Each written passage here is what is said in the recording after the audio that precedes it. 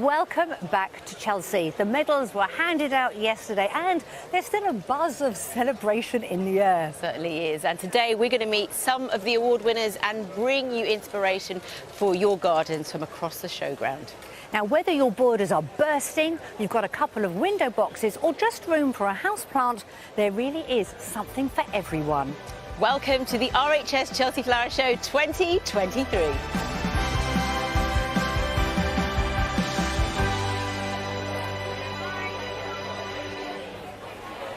Hello and welcome. Now, Angelica, I can't believe we are already halfway through the week here at Chelsea. It is rushing by. It goes so fast, but so many friends and family are having a great day and absolutely loving it.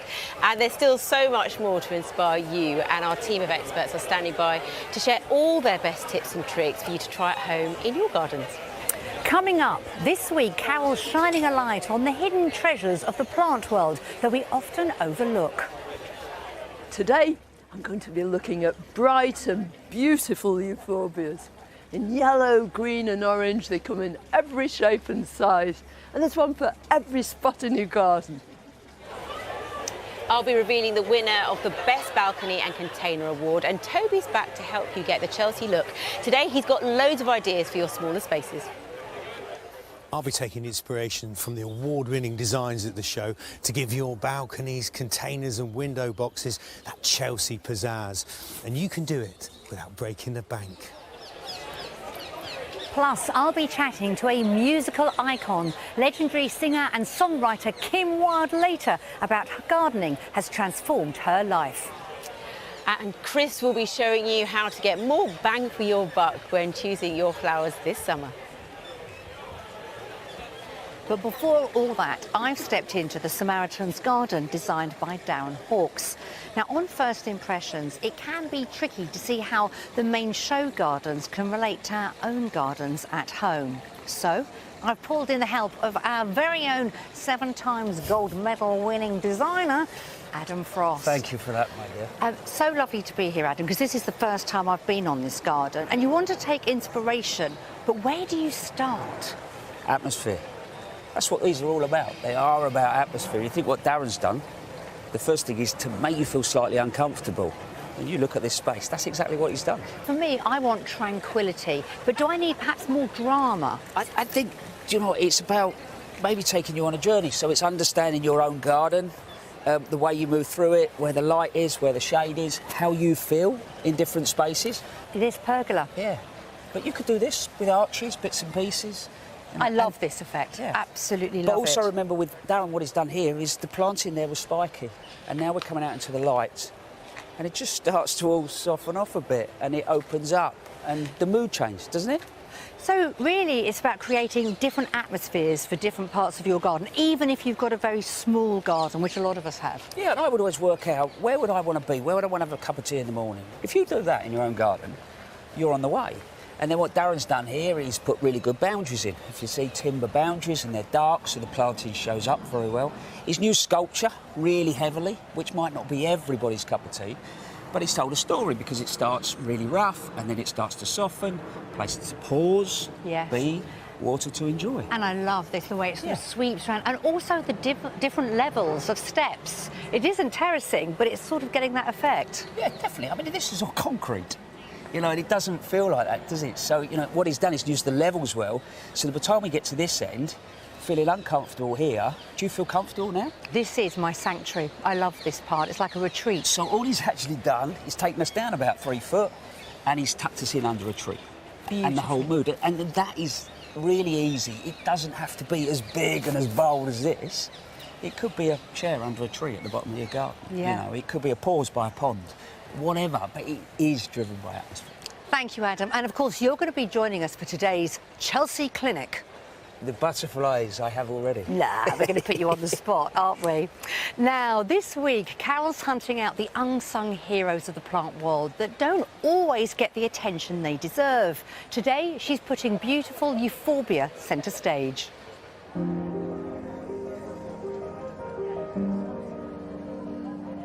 Euphorbias? But surely this is a cactus stand. Yes, it is, but within it are 1 or 2 euphorbias, and this is one of them. This is Euphorbia fimbriata, this lovely prickly object here. The Euphorbia family is immense. There are more than 2,000 of them, and most of them come from the tropics or the subtropics. That certainly applies to this one. It's from Madagascar. It won't stand any frost, so it needs to be kept under glass. But that glass can just be your window. Keep it on the windowsill and it'll be perfectly happy.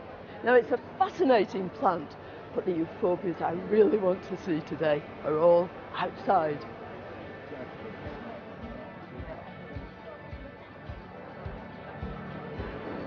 Look at this! Euphorbia mellifera, the honey spurge. It's glistening in the sun. Sometimes euphorbias can even be shrubs.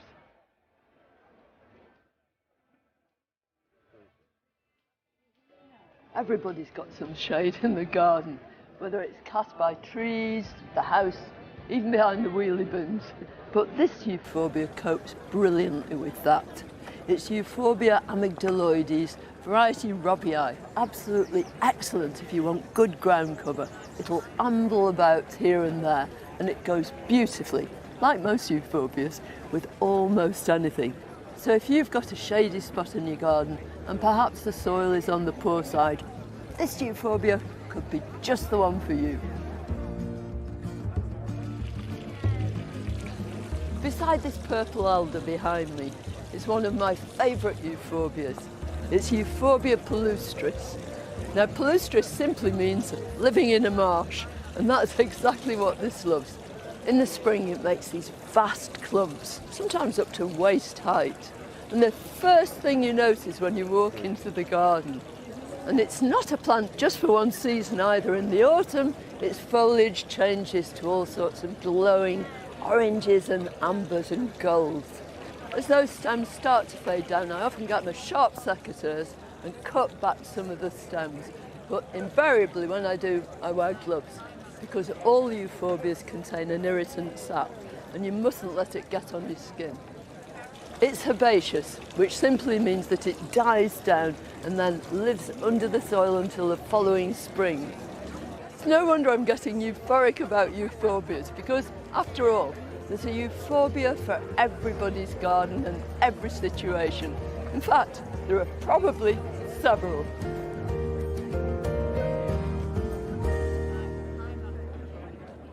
Every day this week, we are celebrating some of our award winners here at Chelsea.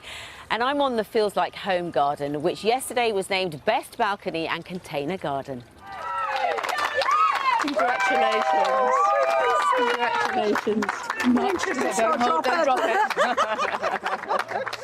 Well, congratulations, Rosemary. You are beaming. It means a lot to you, doesn't it? It does, it does. It's just, after all this hard work, and it's been a dream for a long time as well to come to Chelsea, so I'm just over the moon. I love your it. theme. It's all about nostalgia, isn't it? Yes, and it sort of takes, it's a kind of a love letter to New Zealand, really. It's taken me back to my childhood garden, growing up in New Zealand. I've got the sort of colours and textures of New Zealand, the natural materials, lots of ferns. New Zealand is big on ferns. Yeah. And it's about, you know, just creating it wherever you are living in the world. And this is a native timber with it, yes, isn't it? Yes, this is Kari, and this has been reclaimed from a bog in Northland in New Zealand and then restored. It's such a beautiful wood. So in a way, we can all do our childhood memories in our own spaces to get that peace and tranquility. Yeah, absolutely. What do you want people to take home from this that they can apply to their own garden? Well, it's not a big space, so you can do anything, whether you're renting or you own. You know, you can create your own little personal haven and oasis in a small space in just pots. It's amazing. Well, they're bold pots. I love that. Yes. You know, so then you can be, you know, have some big brash plants in there, and I like the backdrop as well. That allows the greenery to pop. Yeah, and that's a charred timber. It's actually Pinus radiata from New Zealand, so there's a little link there as well. But also it's a nod to the modern architecture of New Zealand. So, you know, change a wall, create something beautiful as a backdrop. Well, congratulations again, Rosemary. Thanks for the chat. Thank you. Now, all this week, Toby is bringing you some inspiration from the world-class designers here at Chelsea, so you can give your own space a bit of a zhuzh. And you know what, today? He's very much going up in the world.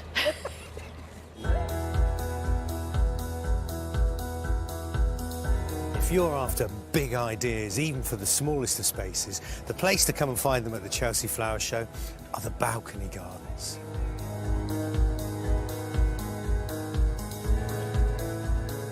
If you don't have a lot of room to work with in a garden, well, the detailing is everything. And in the St George Alight Here balcony garden, the details are just fabulous and also so clever because none of them need break the bank. So much of this garden is upcycled. I mean, this is an old set of shelves turned into a plant theatre along with the fernery. And it's the planters that I really like. You notice how they're all at different heights because they're all made from different vessels. And some of them are just upcycled, well, things you might find in a skip. And who would have thought a giant industrial bin could be transformed into something that, well, looks so good? Again, a good depth of soil, that means shrubs can grow in it, so you get real height in the garden. So what was something for rubbish is transformed into, wow, a piece of art.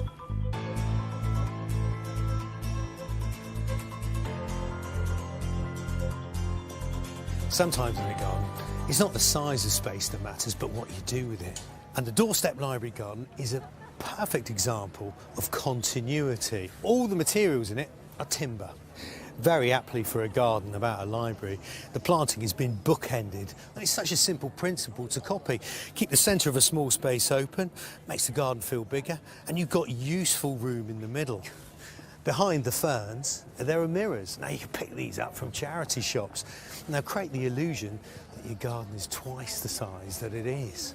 And I particularly like this. Though you might not get flowery petunias growing in the shade, you can get maidenhair ferns. Wrap up the root ball in a bit of compost, hold that in place with chicken wire and hide the wire under moss. And you've got these beautiful sort of oriental themed planters. Yeah, perfect for a shady spot.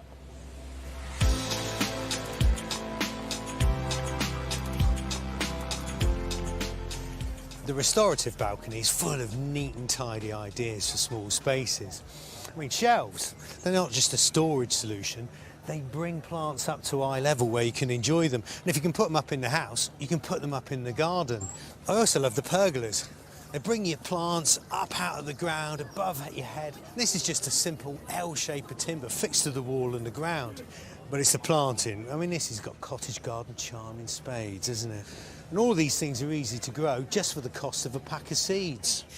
And when you take a perch behind them, yeah, sure, you're on a balcony, but it feels like you're in a country cottage garden in the sky.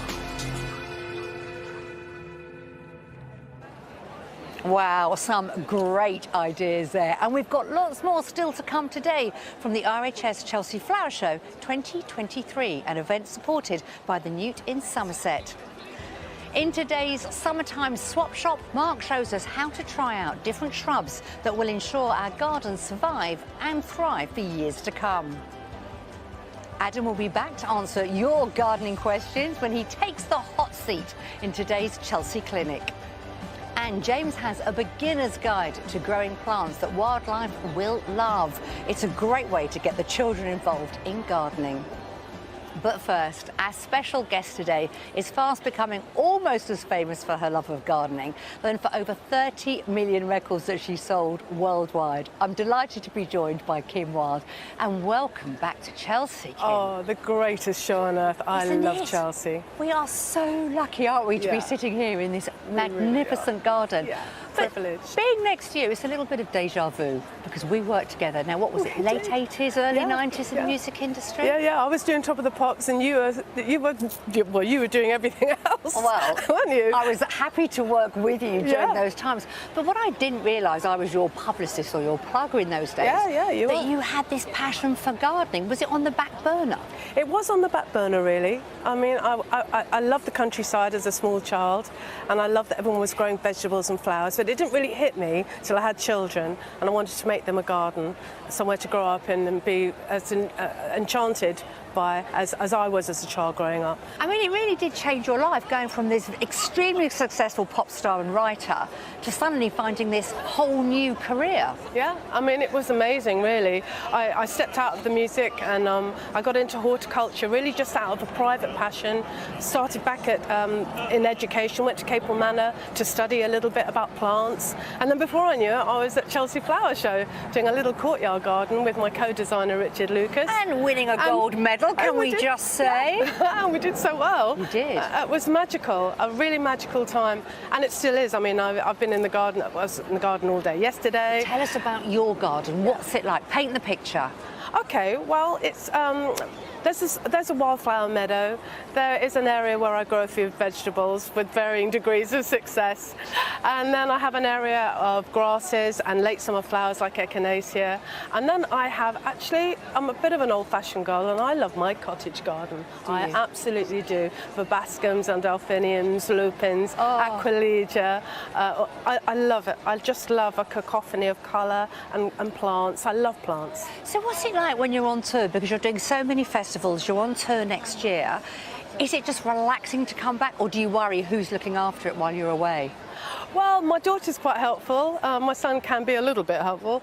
And just recently I did get involved with getting a gardener back into the garden. I haven't had any help with the garden for quite some time. That's made a big difference and it's a real luxury. I'd rather have that than a row of expensive handbags. I can tell you that. I am with you. Or even shoes. I mean, I'd really rather have someone help me in the garden.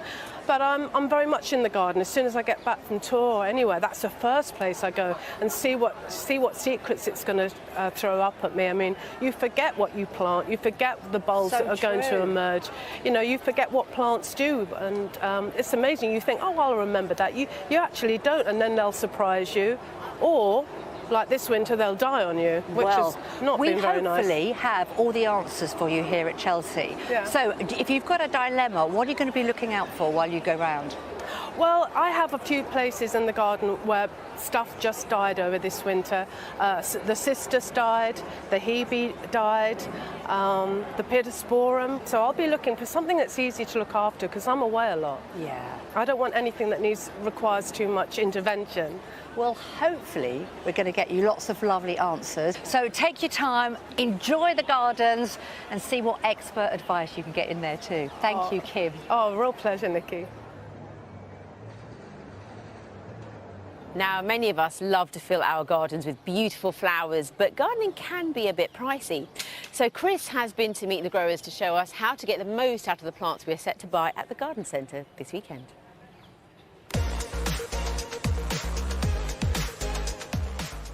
I'm sure we all love nothing more than going to our local nursery or garden centre to get some new plants for our garden.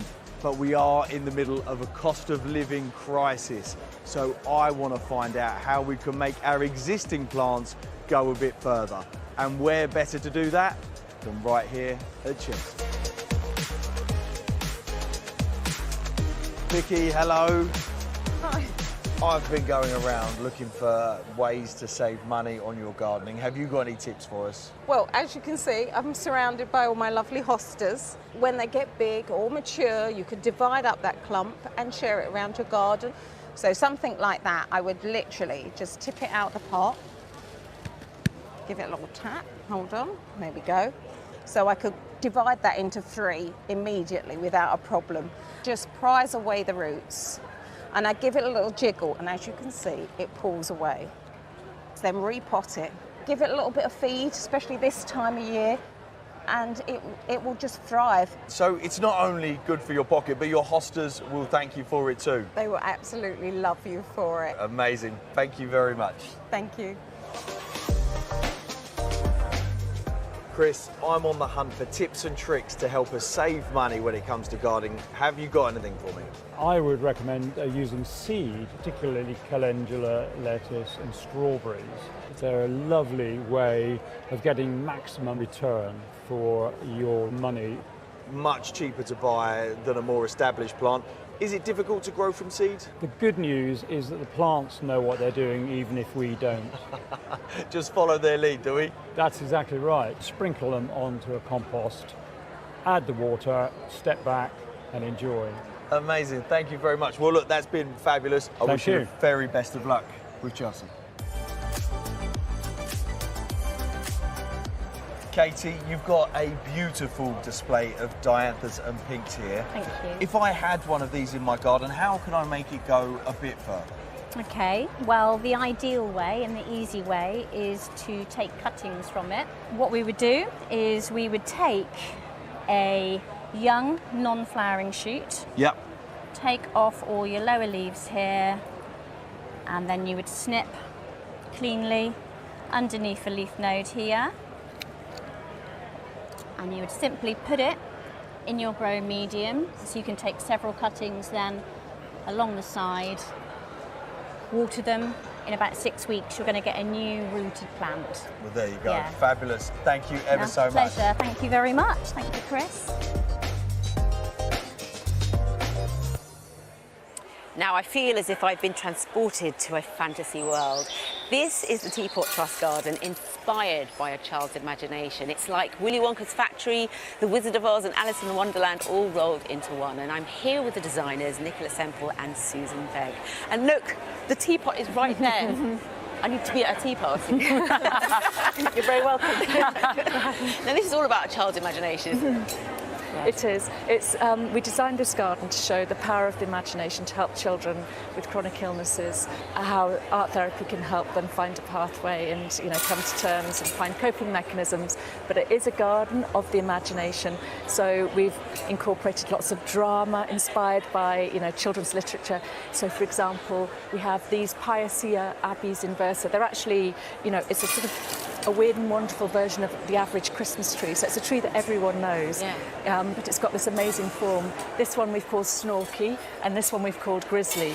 So these are actually quite normal trees, just with a funny, weird and wonderful shape. Looking like monsters. Yes, that might get up in the night and snuff around your garden. Yes, and we've used a lot of colour. Colour is very important, and it's something that often people are afraid of in their gardens. And that awakens your senses, isn't it? When you see colour and it just makes you feel good, doesn't it? Yeah. Absolutely. There's such joy in the sort of sugar rush of colour at the front of the garden. All the yellows and the pinks clashing together. Don't be afraid of a clash in your own garden. That's where excitement comes from. I like the touch elements and the water, the sounds. Yeah, we've worked really hard to get visitors to take them back to that childhood sense. That's what the sound and the touch elements that we've brought in are all about. We have created some magic in the garden. We have a watering can rose at the front of our garden and a soundscape. And if you speak into the watering can and talk to the garden, it talks back to you. And you'll notice there's movement across the garden. And I mean, all week we've just loved watching how people react to this. It takes them much deeper into the garden. They start to smile, and you can see already they're saying, what's going on? And it's exactly that sense we want to inspire of people. Now, this garden is going to be rehomed, isn't it? Yes. Tell us about that.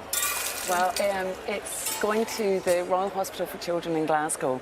It's one of the first places that Teapot Trust gave art therapy to children, and it's one of the biggest hospital campuses in Europe, and we're so lucky to have a site there, a much larger site and a permanent home for the garden.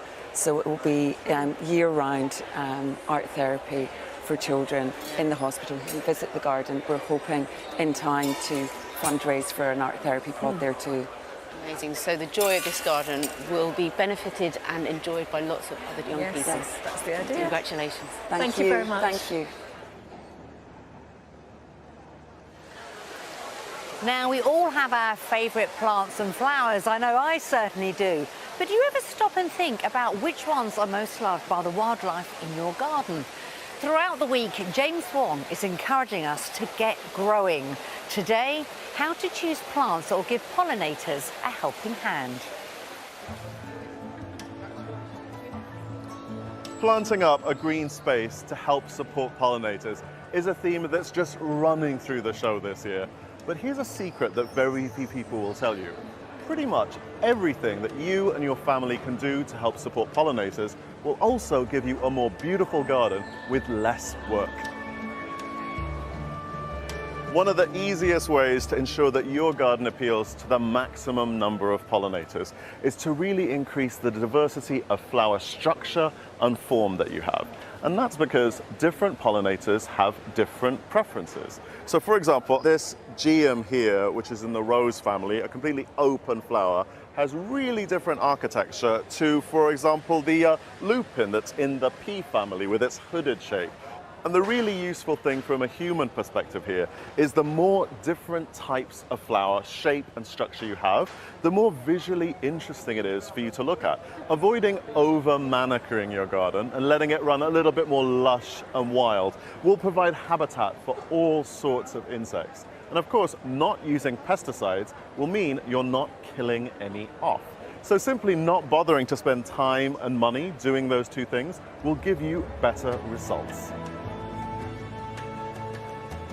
So there's this really handy trick to maximize the amount of food for pollinators in every single flower in your garden. And that's just by picking single rather than double flowers. And I'll explain what I mean by that. This beautiful cultivar here has really retained the architecture that's found in wild roses. So right in the center is where the pollen and nectar is found, bee food. Now, all the way around here, I mean, this is just advertising these petals. It's almost like having the box of cereal and the cereal's right in the center. Now, over the years, rose breeders have bred roses with mutations to produce ever-increasing number of petals, and that creates these really showy hybrids like this. These are called double flowers, really dazzling, but it's just lots of box and no cereal. And all sorts of plants have had the same treatment, from water lilies to dahlias, meaning all these diverse and wonderful plants have ended up looking a little bit samey and aren't quite as good for bees and butterflies. So for my money, simply by picking single flowers, not only do you get stunning visual results, you get better food for pollinators. There are very few things in life where the best option for the environment is also the simplest and, frankly, the most beautiful. But that's the wonderful thing about horticulture. You can absolutely have it all. And with simple tips and tricks like this, you can really supercharge the ability of your plot to support pollinators. Now, there are some parts of the garden that are trickier to manage than others, and shady spots are certainly one of them. And I'm hoping Lynn here has the answers to making sure our plants thrive in the shadows. Hello, Lynn, because in a way, that's a great way to explain it. Plants that can thrive in the shadows, because so many of us have shady gardens. I've got a wall, and the plants there probably see the sun for maximum 2 months of the year. There's a whole palette of plants that you can use. All you need to do is determine the light levels that you've got. Is it full shade? Is it partial shade? And what's your soil like? Have you got some moisture there, or is it quite well drained and so it feels a little bit dry? But once you've established those, then there's a whole palette of plants that you can use for each of those conditions. So really look at your garden, and so many of us do have these shady spots, and work out what the conditions are like. Your display here is beautiful, but it's actually divided into sections. Can you explain that for me? We've divided it into full shade and partial shade, and also into a well-drained soil, plants for well-drained soils, and plants where they've got some more moisture at the soil, so moist soils as well. So hopefully the visitors will be able to see the quadrant that relates to the conditions they have in their own garden, and see the plants that would be useful for them. It's really clever. Give us a top line then. We've all got shade, but we've got dry shade. What would you recommend? One of our favourite plants for dry shade is Geranium phaeum. Flowers about this time of the year, although some of the various cultivars will repeat flower through the whole of the season.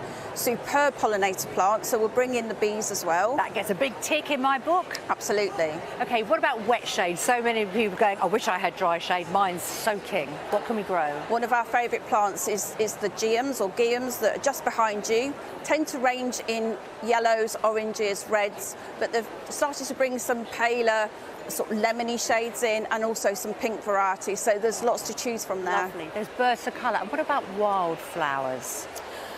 We have valerian in our partial shade. Again, a fantastic pollinator plant, scented, will self-seed, so absolutely superb. So not throwing shade, but loving shade. Lynn, thank you very much. You're very welcome.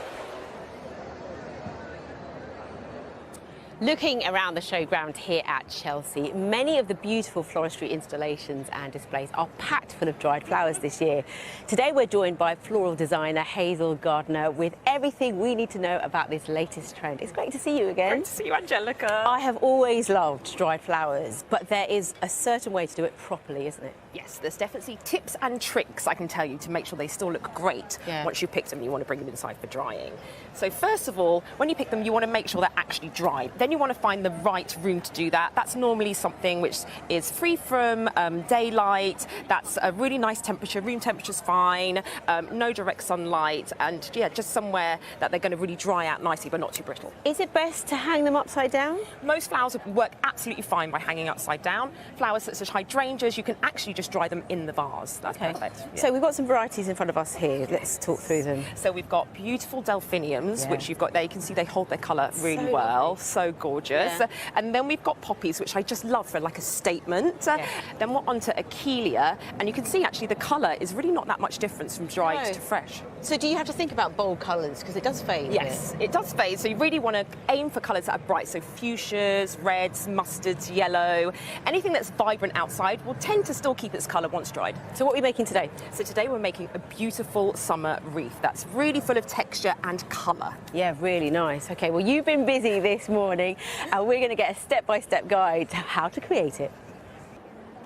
So the first thing you want to do is to attach the string to your wreath frame. I'm using a natural base today. This is willow. So what you want to do is attach your string. You can use floristry wire, but I want this to be fully compostable. Give it a good tie, like 2 knots.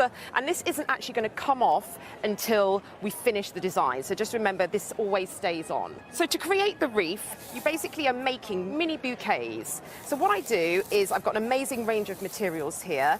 And for my base, I want to create something quite sturdy. So I want to make sure that I'm using maybe grasses, or this is where you use your foliage. So that's just going to act as a really nice structure for everything else more delicate to sit on top of. And then final flourish is when you add I add the largest headed thing. So this is teasel and this is Achillea. That is your first mini bouquet. So essentially making a wreath of this design is you're laying on bunches right to left, right to left. This is my first one, so I'm going to start to the left. I've got my string, make sure it's nice and tight, and then I wrap it round. So that's my first one. And you can see quite quickly that we're getting a design. So then it's all about repetition. Now the larger items I tend to do every other bunch, just to give them a bit of space. You may not want to add them into every bundle. Again, I'm always checking to see where things sit. Feel free to play around with what you have at home. It's all about experimentation and just having an experience with the dried flowers. Make sure you have, I'm using floristry scissors, but you can use secateurs. And then all I'm going to do is go back on, so add this in the other direction. And you can see it doesn't take a lot to actually make a really, really beautiful dried wreath. Something you can do with children, it's super, super accessible. And essentially this is it, you're just building up the wreath, step by step, bunch by bunch. So here it is. Here it is. Yes, nearly time to finish it off. Yeah, so I thought a nice thing for you to do would be add the finishing touch, which is a bow. Okay, brilliant. So how do you care for this? So you want to make sure that the temperature and the environment's right. So you wouldn't put it anywhere near like a direct heat source such as a radiator or an open fire. So normally just somewhere, front room that's out of the direct sunlight, that's kind of perfect. And then how long does it last? So if you look after them really carefully, they should last up to 2 or 3 years. Some varieties might fade a bit quicker, but the beauty of this is you can kind of swap things in and out, which is really nice. You don't want to make sure that you're touching it too much because actually our hands have a lot of oil in. Yes. And then if you want to dust them, you can use a hairdryer, cold, low temp, and just gently blow the dust away. Ah, very, very creative. Now, none of us can have escaped that our weather is changing from drier, hotter summers to wetter, cooler springs, and it's stressing our gardens out. But what can we do to help? Well, we may need to consider swapping some of our border classics for some tougher cookies. In today's summertime swap shop, Mark's looking at shrubs.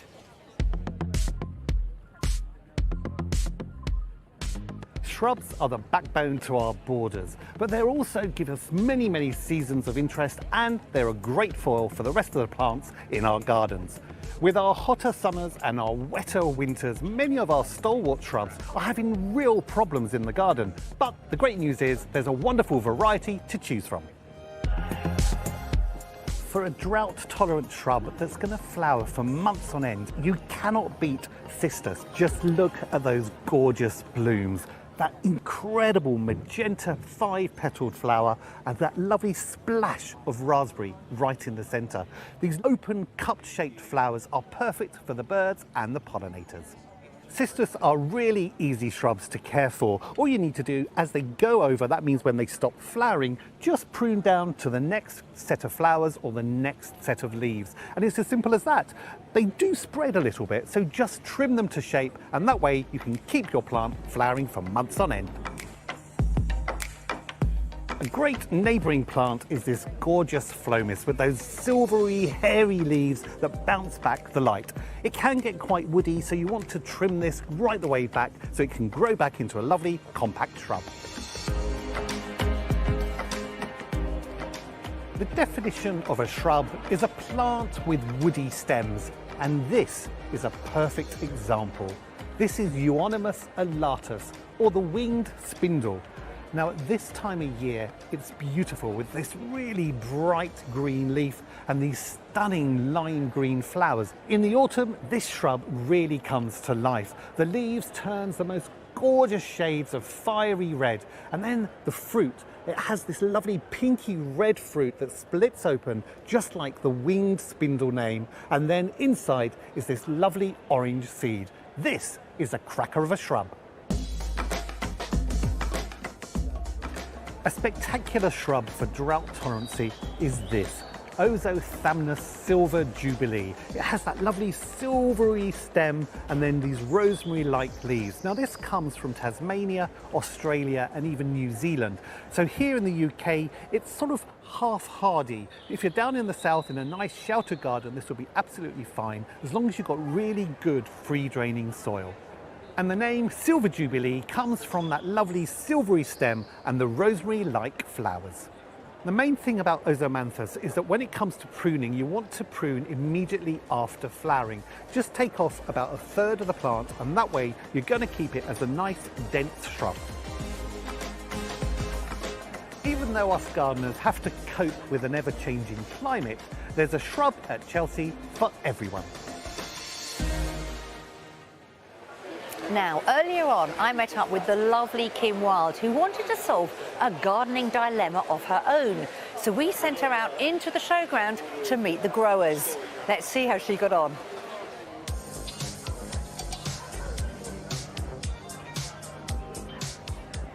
Mary, I love your stunning foxglove. Some of them look a bit familiar, the ones that grow in my garden, but many don't. Tell me about those. Oh, right, well the ones you're more familiar with will probably be the really tall ones that we've got at the back there. They tend to flower down one side of the stem. That's our Digitalis purpurea family. Yes. Then you'll see there's lots of pockets of colour of all the other ones that you're noticing this year. Yes. And they're beautiful new hybrids that have been bred to produce a much longer flowering season. Generally speaking, a foxglove like this, they don't flower every year, do they? They set seed and then they make leaf and then they don't flower. Yeah. That's our native form, the Digitalis purpurea. But when the seed drops into the ground, it needs an undisturbed place, so you don't want to be in a very dense border or things like that. Ideally, if you have got them flowering in your garden, you can harvest the seed yourself. But if nature's doing it, it drops seed into the ground, somewhere where there's dappled shade, where it needs light to germinate. And then they'll start to germinate around about sort of August, September, October time. But a foxglove will always put itself where it wants to go, not necessarily where you want it. Where you want it. I have noticed that.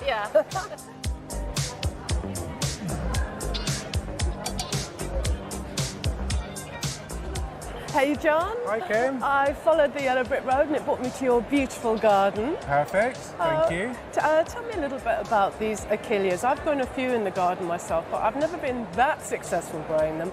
They look kind of like anyone could grow them? They can indeed, as long as you get them in the right position. So they need to be in a nice open sunny position with soil that's free draining. They don't like to have wet feet, so you need to have a good free draining soil. And the yellow is a nice robust variety. It's a short variety, so it's not going to get blown around in the wind and tolerates most conditions, especially hot summers. Gorgeous, and they look really lovely with these blue geraniums here. A sort of complementary colour, and they're both like those similar conditions. And you've got other colours there. You've got lovely rosy ones and peachy ones. Are they a bit trickier to grow, or is this the easier one to go Yellow's for? quite a good one. It's a dominant colour. Bees love it, so they see an ultraviolet, so they'll come into the garden. And we just find that the yellows tend to be a bit stronger. The other colours are all good, but the yellow tends to be the toughest one out of the pack. Beautiful. Well, it's all looking stunning, John. Thank you. As is Chelsea, as always, huh? I'm going to go off and discover. Perfect. Have a lovely day. You too. Enjoy yourself. Yeah, Bye. Great, we could help Kim with some ideas for her garden. Well, now it's time to open up our midweek Chelsea clinic, and today our very own award-winning Chelsea designer and gardening guru, did you write this, Adam? He's in the hot seat, ready and waiting to answer your questions. 7 gold medals, that should be on your rider, shouldn't it? To be fair, officially this is now my Chelsea highlights. It is. Look at this. Are you ready? Yeah, Are you on. ready for the Go Chelsea on, clinic? go. Should we get started? Yeah. Okay. Susie on Instagram says, my azalea plant is in dappled shade by other trees and it's not happy at all. It doesn't produce many flowers. Now, is it worth moving? What position do they generally like? And is there anything she can do to help it? Right, point one, it sounds like it's in the right place. Dapple shade. Remember, they like slightly acid soil. So test your soil, because it might be in the wrong soil. But think about last year. Last summer is when they wanted to form their flowers, and we had such a horrendous year. So it might have got a really good knock last year. Give it a mulching, cross your fingers, hopefully you're done. And be patient. That's gardening. It is. Angelica. Well, I've got another Susie here who made her headband herself for the first thank time. you. You look wonderful. What's your question?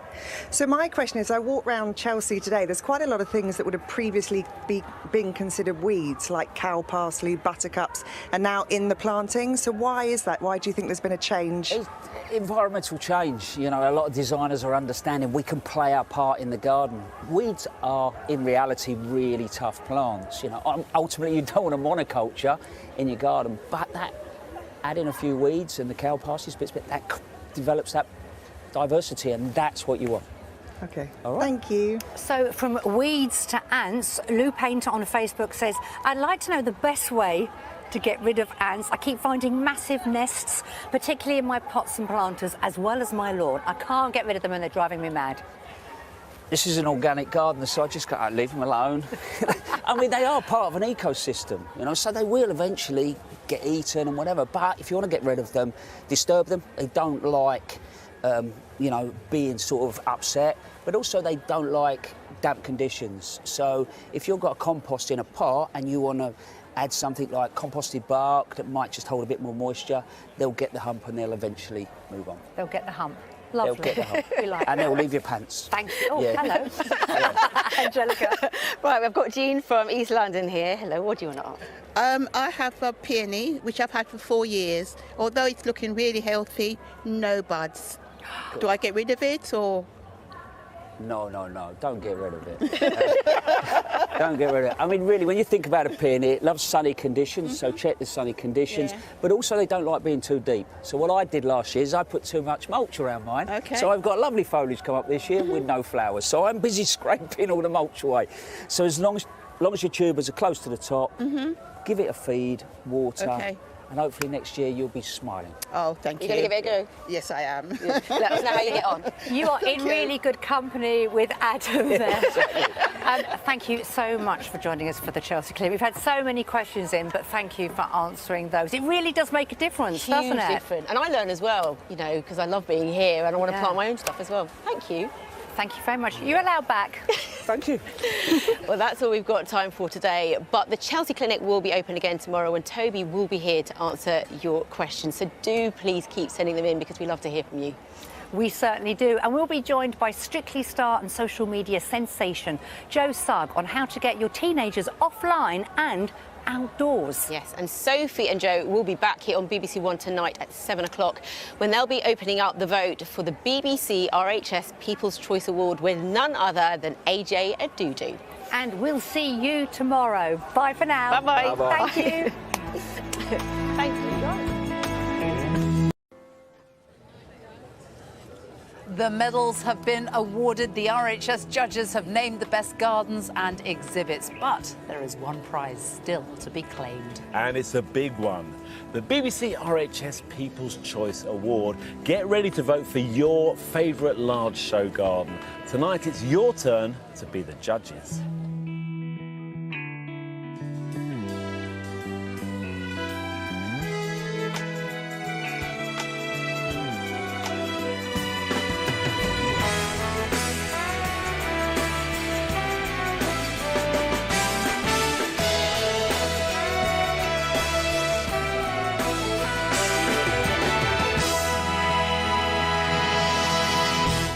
Hello and welcome to the Royal Horticultural Society's Chelsea Flower Show 2023, an event supported by the Newt in Somerset. You're holding on quite tightly here, Joe. It's a bit strange standing up It's here, very isn't it? precipitous, isn't it? I don't mind looking across. I don't want to look down. It's weird, Sophie. It is quite a good view, even if you look down. But behind us as well, look at that, the Royal Hospital Chelsea. We are, of course, in the back garden of the Chelsea pensioners. And what a day for it today. So warm, the crowds are out, everyone is really relaxed. Well, some people are still waiting for the BBC RHS People's Choice Award. So, this is, for designers on Main Avenue, that is a really big deal because, it doesn't matter what medal they've got. It means that their garden has resonated with the visitors to the show, the viewers of the programme, enough to want to vote for them. It's a big deal. You're right, all the medals have been handed out, but the focus is now on that, the People's Choice Award. And we are going to be looking at all the contenders for this year's award throughout the show. Also coming up tonight, I'll be meeting up with Dame Mary Berry to celebrate one of the nation's favourite flowers.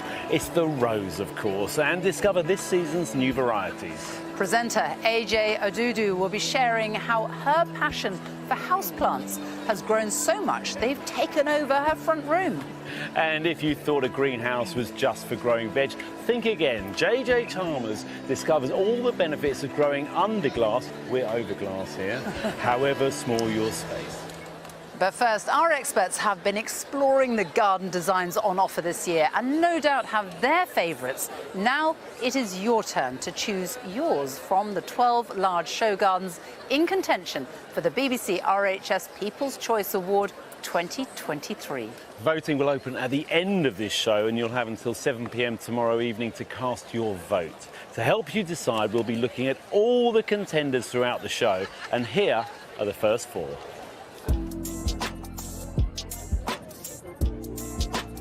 The Centre for Mental Health's The Balance Garden looks to the future of community urban spaces.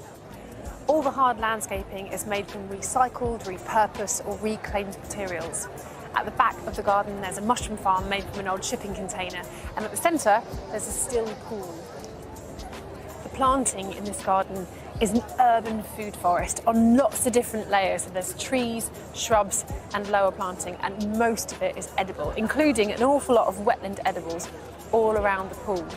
Now in the lower levels there's a lot of edibles, perennial edibles, and the idea is to create what could be an urban community foraging space.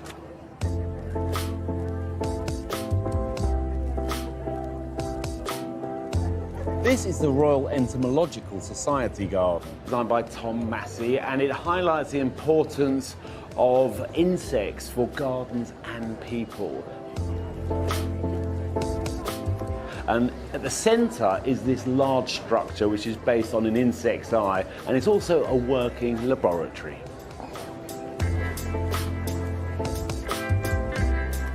The planting is climate resilient, and there's dead wood, bare sand and water in moving and still form for plenty of wildlife habitats.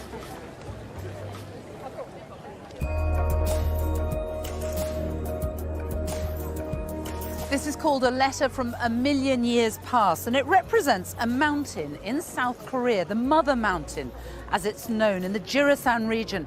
And that is where extremely rare, endangered medicinal plants still thrive. The planting is, of course, naturalistic, with rare alpines at the top of the mountain tumbling down into statement trees and rare Korean medicinal herbs. And this, the central point of the garden, a Korean traditional herb drying tower built using wattle and daub. Myeloma UK, A Life Worth Living by Chris Beardshaw, is a design based on the journey that someone might take who's living with blood cancer. In plan, the design is made up by geometric shapes connected with winding paths. And as they wind through the garden, the planting gets quite close to the edges. And as you wind along, you come to a temple. Throughout the borders, the planting style is designed to be lush, from shuttlecock ferns, hostas and iris. At the end of the space is another temple, and the walls of the building are designed to amplify the sound of falling water.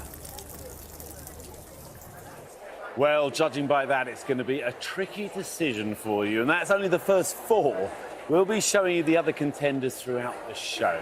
Now, Chelsea wouldn't be Chelsea without Dame Mary Berry, and I'm delighted to say she's here now. It's lovely to see you, Mary. We've got to stop meeting like this. It's lovely, and amongst the roses, what could be better? I know. So, are you enjoying the show? How's it going for you this year? I'm loving the show. There's a wonderful selection, and there's such wonderful smells when you come past the roses. Yeah, is there anything in the rest of the show you've seen? Are there any gardens that you've seen in particular that you like? Well, I've just got a new hosta bed at home, and so I've loved all the hostas, and there are more here than There's a lot of previous hostas years. this year, aren't there? And I'm spraying them with my garlic spray, which is keeping off the little things that make holes in, called slugs.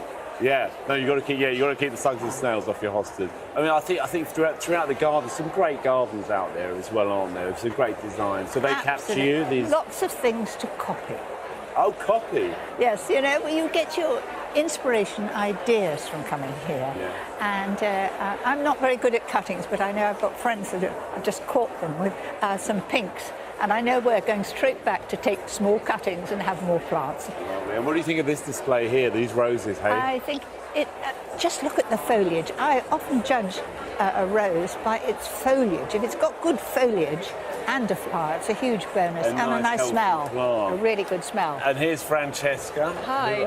From Harkness Roses. Absolutely. So, yeah, I mean, it's a beautiful exhibit. And you're here, aren't you, Dame Mary? I'm you're a here. standard. You're never a standard. You're never a standard. But if you've got any questions, rose questions for Francesca? If I can help. While she's here. I've got, I want to climb over an arch, and it's not quite full sun. And I want good foliage, good smell, and I don't want to have lots of little ones. I'd rather have a decent head. Okay, so one that pops to mind is called Sweet Siri. It's a beautiful climber. It can grow as high as you like, so you'll have to train it. For sure. I'm good at, I cut things back. That's good. I'm a good pruner. That's brilliant. So really big heads and really fragrant. Really beautiful shell pink, kind of peachy, really crowd pleaser. Sounds for sure. lovely. Yeah. So will you go for that? I will, it's just there. Okay. Yes, I think And I'll have have you a got go. any other roses that you're particularly showing off this year? Yeah, so this year one of our new varieties is the Menopause Charity Rose, which is really fragrant. It's a bush rose, beautiful pink colour, quite an old-fashioned looking rose. So that's brand new for this year. That's a really exciting one. And why do you think we all love roses so much? What is it about the rose? I mean, they're so classic, aren't they? And so many of them mean so many things to so many people. Yeah. I mean, so many people come to us and they smell Chandos Beauty, for instance, one of our most Chandos, fragrant. don't get her going on Chandos Beauty whenever she is. I never stop. Never I never stop. stop. And it's a parent of Mary Berry, Chandos Beauty. It is the I know parent. that. It's incredibly precious for me. And of course it has wonderful foliage. I'll get going. Yeah. Wonderful foliage, wonderful smell. The fragrance. I think I can smell it from this gorgeous. Listen, Yeah. we could talk roses all day, couldn't we? Lovely to see you both. What a And you. great exhibit, great show. Thank you. Such beautiful roses, gorgeous begonias, delphiniums too. But it is not just the flowers looking marvellous here in the Great Pavilion. There's some pretty impressive looking foliage on display as well. Adam went to take a look at one of his favourites, the ferns, to inspire you to get creative in your garden.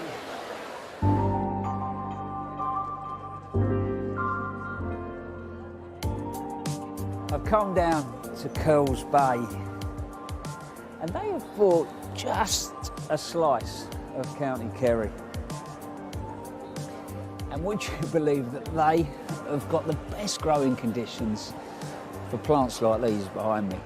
The Gulf Stream goes along, which means the temperature doesn't get too low, also doesn't get too hot. And they have rather a lot of rain. And I know ferns are not everybody's thing because you think, but it's a lot of green. But actually, in reality, you think about it, all right? We're quite driven by colour. So we'll go down to the garden centre and, oh, look, there's a green, there's a pink one, there's a white one, there's a yellow one. We'll put them all in the basket. We'll take them home and then we'll go, I'm not sure where I'm going to put those. But what's the most unreliable thing you got in your garden?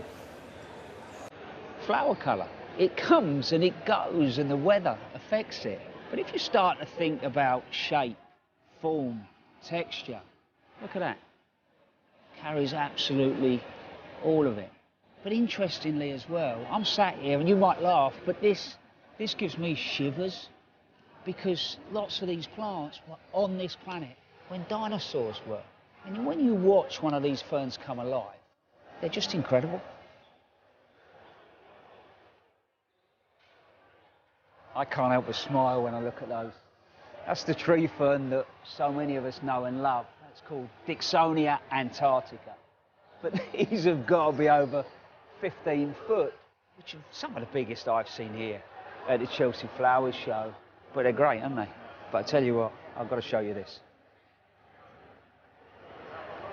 Hey, look at that. So this is known as the black tree fern, and obviously you can see why. Growing conditions, it needs a bit more warmth. It won't deal with such cold temperatures. When you look at that stem, it's not just the colour, it's the texture. And this is known as the crosier. And that now is going to slowly unwind itself to create that. And in all honesty, as sad as it sounds, I do not think you will see anything more beautiful at the Chelsea Flower Show. So, you want a fern for a shady spot, but you don't really want a green one. There you go. Ethereum. But it's known as Japanese painted fern, and I think you can see why. As it sort of opens, the stems are green, and then just at the ends, as the leaves sort of come alive, there's a deep maroon there, and it opens up to these sort of wonderful silver tips on the end. That is beauty.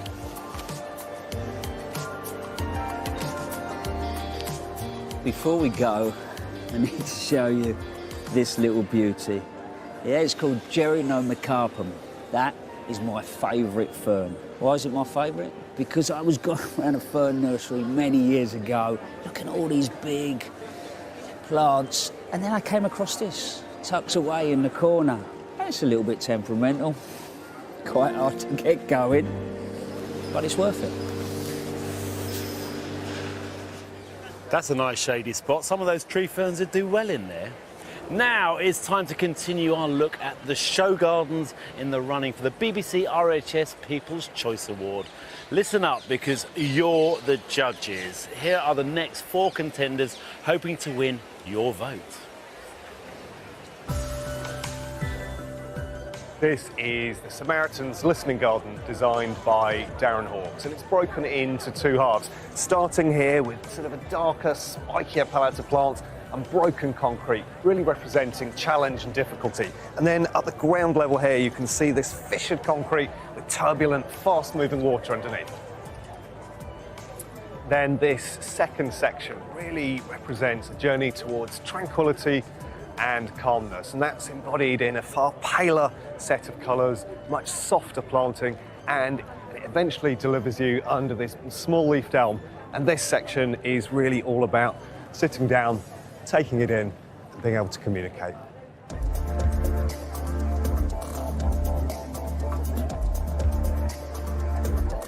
This is the Nurture Landscapes Garden, a contemporary reimagining of the surroundings of Benton's End, the 16th century home of the artist, plantsman Cedric Morris. All of the main landscaping features in this garden, from the planters to the water feature, are made from locally sourced, recycled material or waste products. It's all about adding environmental value to the garden. This is an artist's garden, and these irises framed not just by the grasses, but these trees all around.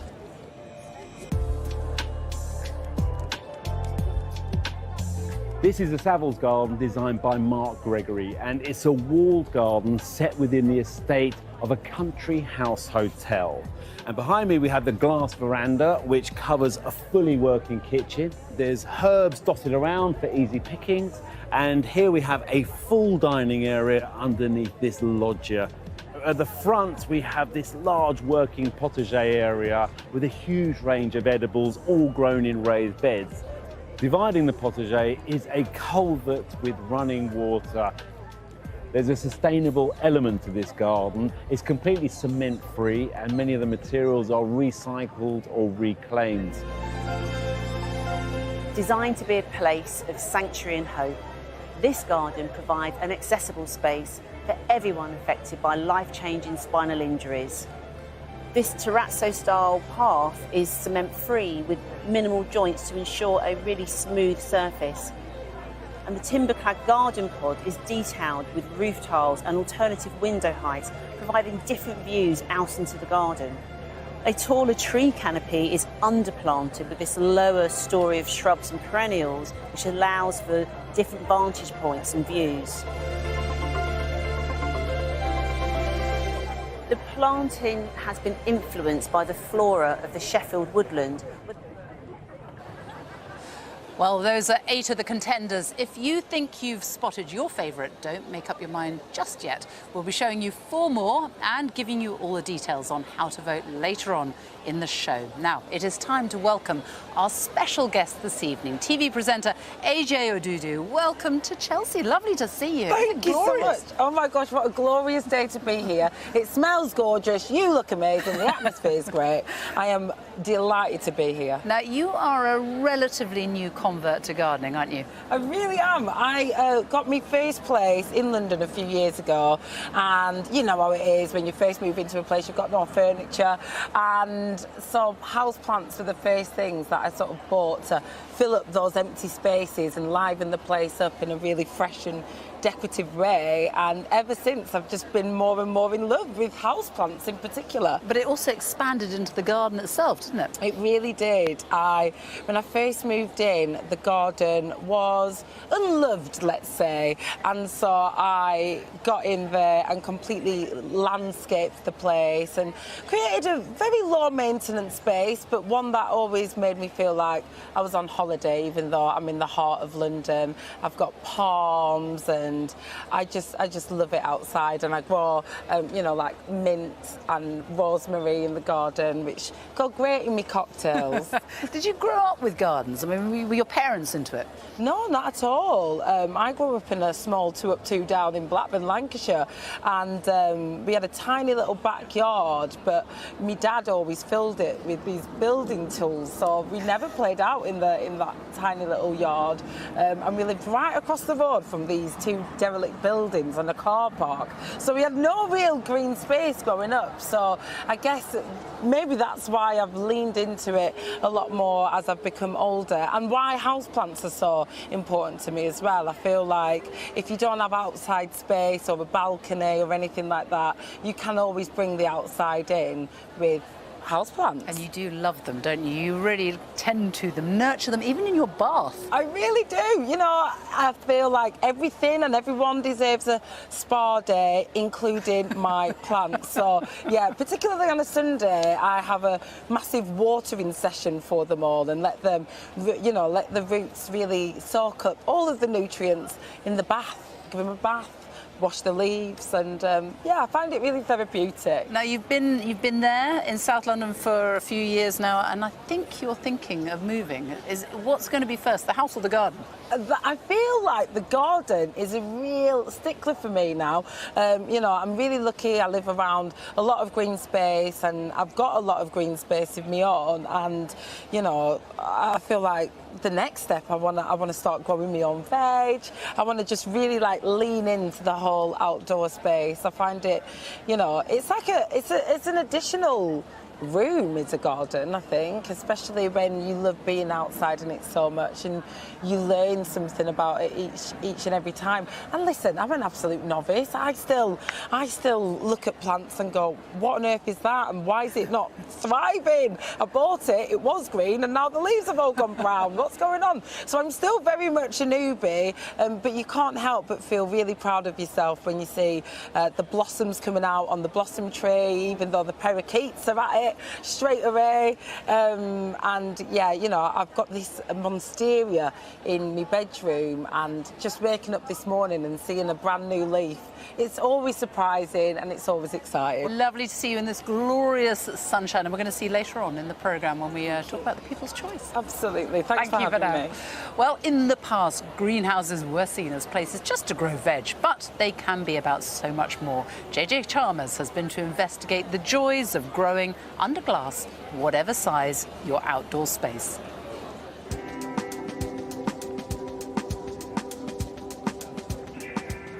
Wow, this is very different to the greenhouse that I knew growing up when I was sent out to water the tomatoes. Now, don't get me wrong, it's still practical. It's got a potting bench complete with hydrolica stones. It's got a cold frame and it's got tomatoes. But it is the architecture. It's traditional, Victorian, but also, aside from being practical, it is comfortable. This place is a sanctuary. It is the perfect blend of bringing the outdoors indoors. If you're lucky enough to have a more spacious greenhouse, they are the perfect environment to grow some more opulent and ornamental plants that won't survive the winter out in our gardens. This Canary Island foxglove would work perfectly. You can keep it outside for summer, but if you bring it into a bright, frost-free environment for the winter, you can enjoy it year after year. The same goes for this Oxford and Cambridge plant. It will thrive in an airy but protected space, and then you can bring it back outside to enjoy the warmer months. So you can use your greenhouse to protect your precious plants and as an extension of your living space, and surround yourself with summer flowers all year round. If you don't have room to use them for comfort, they will always be functional. There is no better environment for growing tomatoes or chilies. They extend your growing period and they get you round that tricky little cold snap that invariably comes at the end of the spring, particularly up in Scotland. But they're a protected environment that allows you to grow more variety all year round. And they are fantastic for starter plants. I mean, look at that fuchsia. What a start in life it has had. It is beautiful and it's vibrant and it's lush and it's ready to go outside and be enjoyed for the whole summer.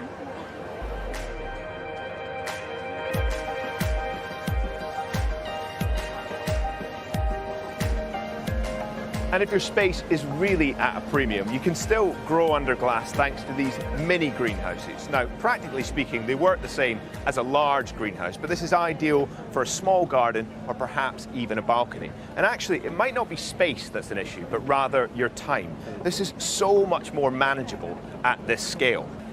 And they can be used as cold frames. As the name suggests, they can open up in order to expose your plants to the elements and harden them off. They can be open during the day, and they can be closed off and cozy at night.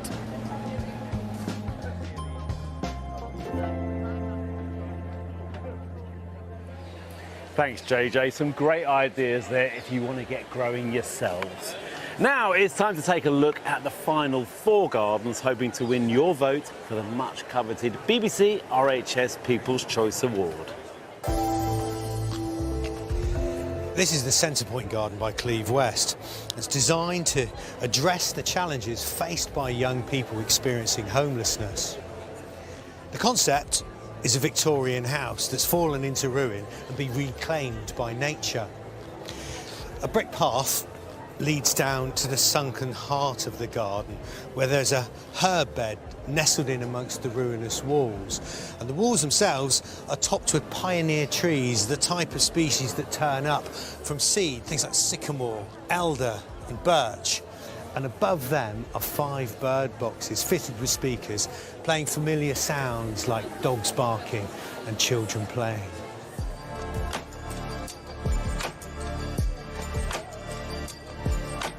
This is the Fauna and Flora Garden, a slice of Central Africa's volcanic mountain region. Think Uganda, Rwanda, where the gorillas are. And this is all about being on an eco trip in search of them. There's no concrete or cement in this garden at all. It's all been built using these huge boulders which rise up the mountain right up there to the waterfall. There's even a gorilla's nest up here. And the planting, typical of Central Africa: bamboo, banana, a castor oil plant, and the orange of the Tifonia.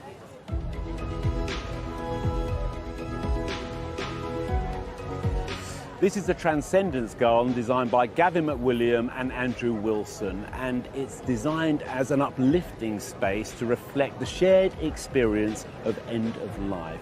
It's a simple design with a central path and a boundary made of the same material. There are 9 multi-stem trees filtering the light through, and the perennial planting is in a palette of white, purples and yellows, and there are some U-domes adding a simple rhythm through the garden. At the back, there is a huge cantilevered concrete structure which draws the eye, under which there is a shallow pond of moving water.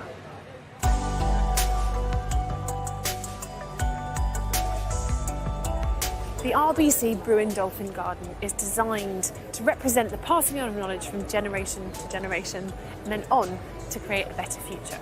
The idea is that this is a young couple's first garden that's been built using the help of the knowledge from their grandparents. There are 3 seating areas. The first is this wooden structure. Then there's this more modern seating area right in the middle amongst the planting. Right at the end, again down a modern path, there's a sunken seating area. Against all of this modern hard landscaping, it's a very traditional planting scheme. So there's topiary, there's trees, and then there's lots of flowers planted with biodiversity in mind. That's it. You have seen all 12 show gardens. Now it's time to open the vote. And who better to help us than AJ? Well, thank you. I am so excited to be here, and I've gathered a gang to help kick off this vote. Nice gang. Over to you, AJ, go for it. Well, I'm very pleased to say that the vote for the BBC RHS People's Choice Award 2023 is officially 3, 2, 1,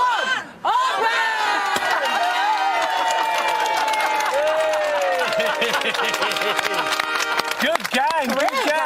Well, to cast your vote, go to our website, bbc.co.uk/Chelsea, where you'll find details of all 12 show gardens and the terms and conditions and privacy notice. The vote closes at 7 p.m. tomorrow evening. That's Thursday, the 25th of May. We'll be announcing your winner on BBC One on Friday night. And remember, please do not try to vote if you're watching on demand after the vote has closed. Well, that's it from us, but I'll be hot-footing it over to BBC Two in half an hour to join Monty with even more from Chelsea. See you then. Bye-bye.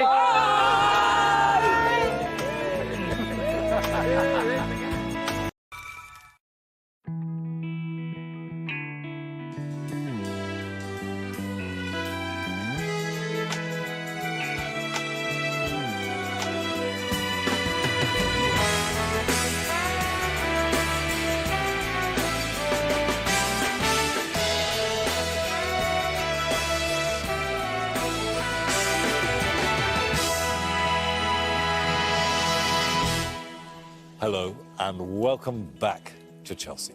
We've reached Wednesday. Bearing up, Joe? Bearing up Still well. up for the fight? Definitely. I'm loving it. How about you, Monty? That's great. Lovely. It's sun shining. I mean, you know, it's really feeling like summer, isn't it? A time when we all just want to get outside and enjoy our gardens, whatever size. And tonight we're putting smaller spaces in the spotlight. I think that Chelsea does seem to be dominated by the big show gardens, but the truth is there have always been a lot of small show gardens under various guises.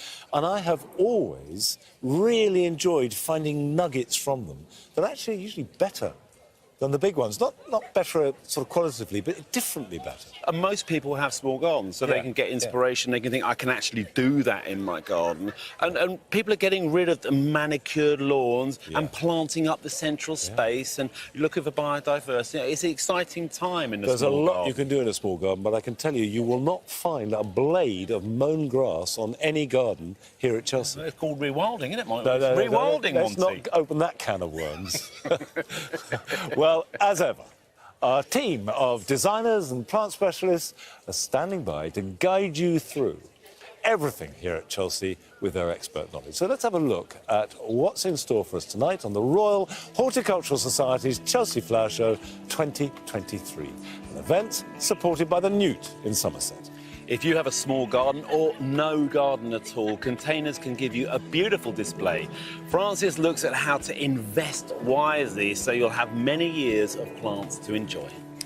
And if you are gardening in a really small space, then go up. Growing upwards can make a huge difference, and Carol discovers the wide range of climbers here at the show. And Adam has design tips and tricks that will ensure your garden, whatever the size, is both beautiful and giving the environment a helping hand too. Now, I have to say, Joe, that when I first walked past here, I didn't really take it in very well. Having spent some time on here, I'm blown away. This garden is absolutely wonderful. I immediately was drawn to it because Charlie did a great garden last year in the great pavilion, but now he's outside. It's a bigger garden. I think it looks great from outside, but when you get on it, it's even better. It's wonderful. And now, I'm a great believer that gardens have to stand totally independently of their backstory. But I think in this case, you need to understand a little bit what's going on. I think it helps. I don't think you need to, but there's a lot of story so here. we need to know that there's a form of Alzheimer's whereby the brain cells at the back of the brain are affected that interpret sight. So your sight doesn't go, but the brain misreads and jumbles and reshapes what you see, which is a very distressing and incapacitating condition. So the garden is all about flat shapes, simple shapes, zoned seating areas, so that I mean, this blue. When I first saw it, I thought, why the blue? Yeah, but it's an easy to see block of colour, and also the edge. So if you know that you like sitting here, then you can easily locate it every time you come onto the garden. And then this wonderful azalea. The scent of it is. Well, I had COVID last week, so I can't really smell. Well, you've got much to take at my all. word for it. But the planting on this garden, Monty, it's sumptuous. It really is. And also, I'm always saying that you should actually try and block out, the middle view to create views and vistas through it. But actually, Charlie says that is, disorientating for someone who's suffering. So here he's kept it relatively clear so that you can locate areas and just look at this plant. The spacing of this planting is perfect for a show garden, which is hard to get right, because you either cram them in or don't put too many. I mean, I noticed this in his work last year, that he had a real feel for the spacing. I often say that the hardest thing with all planting is the gaps between. And goodness me, he gets that right. And these dots of colour, so for your eyesight, you've got nice, gentle tone, nothing too demanding, but you can recognise that and you can see it. I think it works on so many levels, this garden, and for me, it's a standout gold medal and certainly best show garden in its category. Yeah, I mean, this really is, how with Chelsea, there's one or two things that always, you're going to remember for the rest of your life and inform you as a gardener. This is one of them. This certainly is. Now, spending time, doesn't matter what your garden's like, in your garden with loved ones and friends and families is the best thing you can ever do in a garden. But if you have limited space, it can be quite tricky to know how to make the most of it. But Rachel has been taking inspiration from one of the other sanctuary gardens.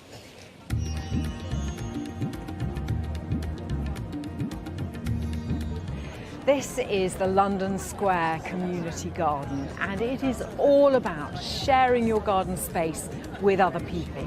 What I'm so impressed with, just straight away, is the large table right in the middle. We're not shying away from the fact that the table is key, because here's the outdoor kitchen area, and so it really is about entertaining. So look at this beautiful surface. It's made of a terrazzo, which I especially love these. the chest boards that are inset into the tabletop, so that it's not only a space to eat, but a place to play and chat and read and so on. It's wonderful. And then over the whole thing, we've got this pergola. This is a very airy pergola. Often they're made of timber, they're quite solid, but this has got that sort of lightness. And then things like the Tracheospermum just growing up over the top, and you can have all manner of different climbing plants, and they give different levels of coverage. And then around us is a really practical space for cooking, for eating, for entertaining. And then right the way round the edge of this terrace are herbs, thymes and sages. So literally you're cooking here, go down, stoop down, pick something, rinse it off and cook with it. I think it's absolutely brilliant. This is very much a garden of two halves, and this area has its own very distinctive atmosphere, and it suggests a different way that you would enjoy it with other people. It's got more in terms of height, more in terms of shade, and lovely soft pale mauves and pinks, really lovely dusky colours. And then as you get towards the corner, you've got all sorts of lovely little plants tucked in there, things like the ferns and hostas and epimediums. And you also get this sense of enclosure. You've got the roses going around the supports and under the tree, so you feel safe and protected. It's a place to have an intimate conversation with a good friend. And also you're slightly separated from the hubbub. You've got the family and the rest of them, your noisy friends over there, and here you can just be separate. The whole plot is 12 metres by 6, which is something I think a lot of us can relate to, that sort of size of space. And it just shows that by dividing, you conquer. You can have quite different atmospheres so that they work sociably on different levels, but the whole thing knits beautifully together. As we spend more time outside and enjoy the longer days, do you ever consider stopping and thinking about how exactly the seasons affect our plants and trees? Well, this week we're taking a look at the science behind why they do what they do during the summer months. Today it's all about flowers. Here's Nick.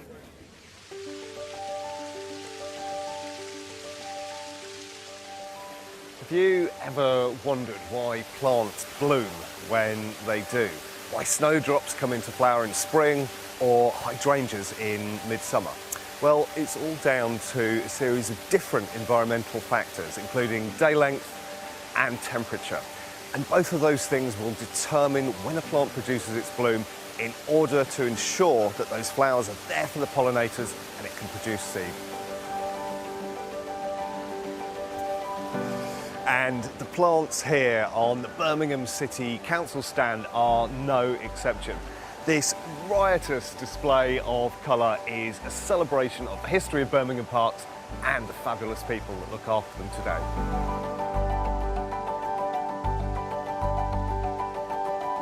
To get a handle on plant flowering, you need to know a new term called photoperiodism. Sounds a bit scary, but if you break it down, photo is light, of course, and periodism relates to time. So it literally means the length of daylight, and that's going to determine when a plant flowers. And that is basically registered by the plant via its photoreceptors. And so short day plants, so for example a chrysanthemum, will only come into bloom when the day and night length are roughly equal, around about 12 hours or so. In contrast are the long day plants, and so those are species which need a daylight length of way more than 12 hours to trigger them to come into bloom. And so species included in that could be spinach, lettuce or radishes.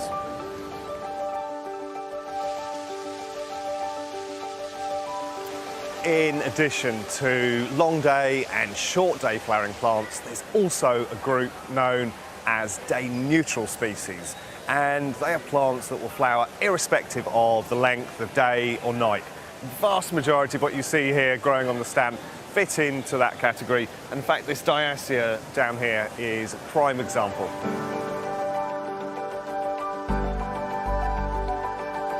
We've been talking about how day length affects plant flowering, but there's another key factor which affects it as well.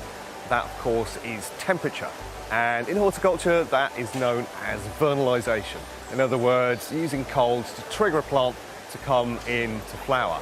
Now, with climate change and the shifts that are currently happening, it's meaning that lots of our garden plants are also responding to the natural environment and coming into flower earlier in the year. So with just a few tweaks in temperature and light, you can completely control your plants.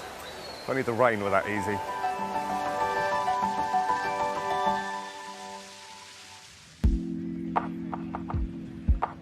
There is no question that climate is changing. None of us are quite certain in which direction, except for the fact that it's getting warmer, and our plants are changing too. Plants like cypresses, like agave, like rosemary and other Mediterranean herbs are becoming much more common in many more gardens.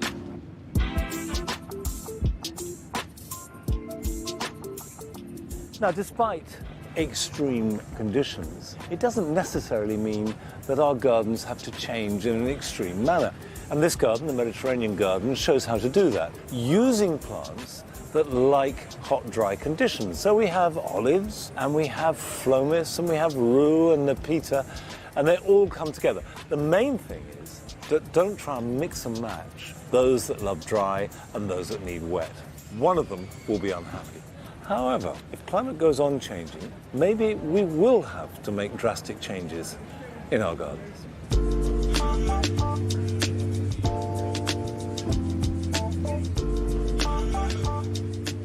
This garden is called Choose Love, and it traces the story of migrants, often driven away from their homelands by aridity and climate change. And of course, their story is told in plants. Now, some of these plants are very familiar. We all grow irises, we grow mulleins, and they're very beautiful, and they love hot, dry conditions. But I bet that none of you are growing this extraordinary sort of lime, greeny, yellow flush plant, the kerosene plant from Australia. And this is its first appearance at Chelsea. Much more common is a sage that they've got growing here. Now, you can see its lovely flowers, but also the foliage is exceptionally narrow. This is narrow leaf sage, a herb, and it acts like any other sage. But in my experience, and I've grown it for years, the taste is by far the best to cook with. It's cleaner, it's fresher, and I think more enduring on the palate after you cook it than any other sage. So whilst one might be hard to get hold of and is extremely exotic at the moment, the other you can certainly find, and you can grow in your garden at home, even if that means giving what it loves in a pot, which is really poor soil and very good drainage. And that's a characteristic of all these plants that will adapt to the increasingly hot, dry climate.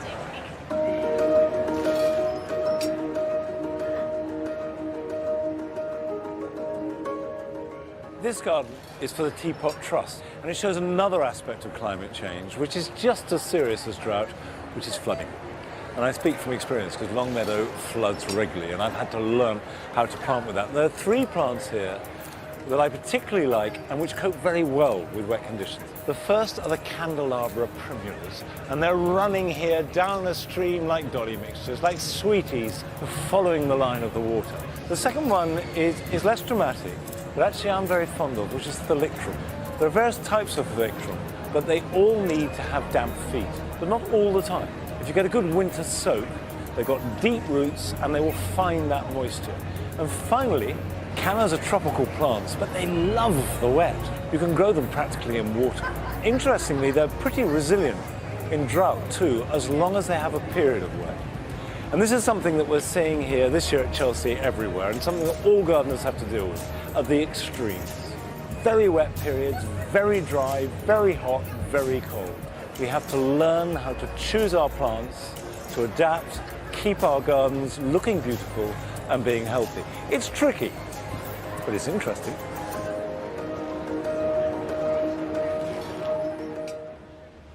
Wise words from Monty then, and he can be challenging but interesting.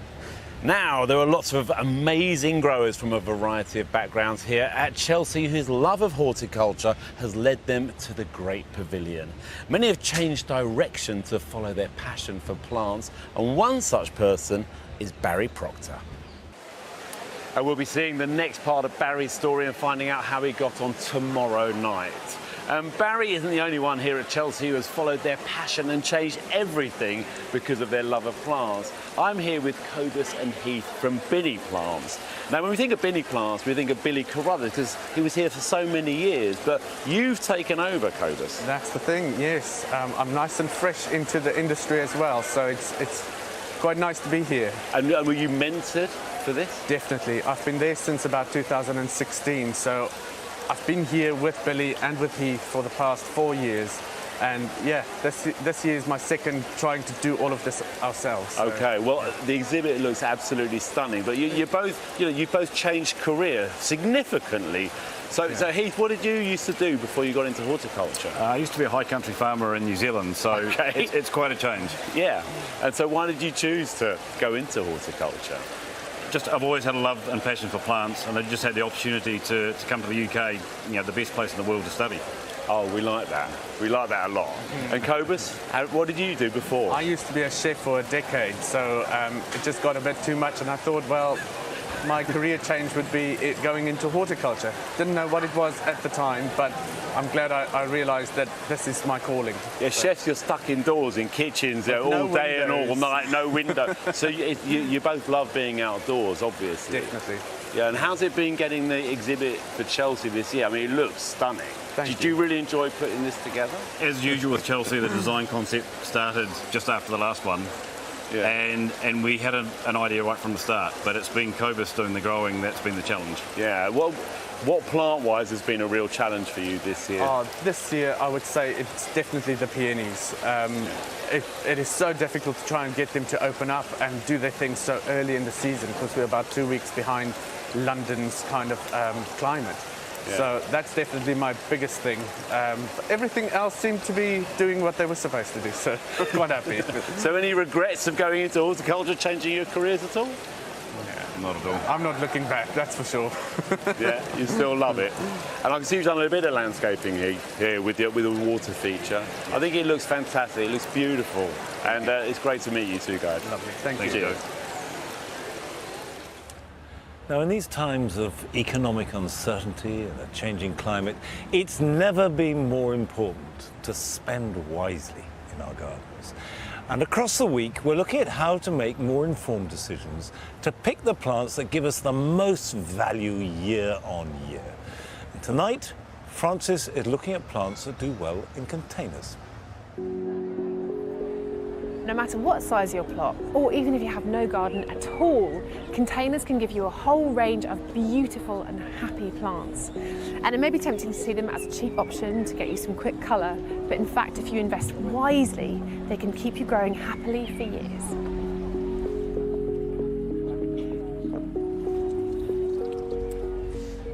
First things first, you have to choose the right container for your garden or patio or balcony or even windowsill. It might be about style, something that you like or that fits in with what you've already got, but there are practical things to think about as well. So for example, the bigger container you can fit, the better generally for the health of the plants. They will be happier if they've got a bit more room, and it will save you having to water them and feed them quite so regularly, so it's a little bit more sustainable environmentally too. The next thing to think about is what plants you're going to grow. Every different plant has different needs, so you'll have to change your compost depending on those needs. It might be more free draining, it might be more water retentive, you might want more gravel, more sand, more soil, depending on your plants, so make sure you get that right. The designer originates from New Zealand, and this is about her childhood garden. So there's lots of New Zealand natives, including Muehlenbeckia, Marlborough rock daisy and the New Zealand Christmas tree. It's really, really beautiful.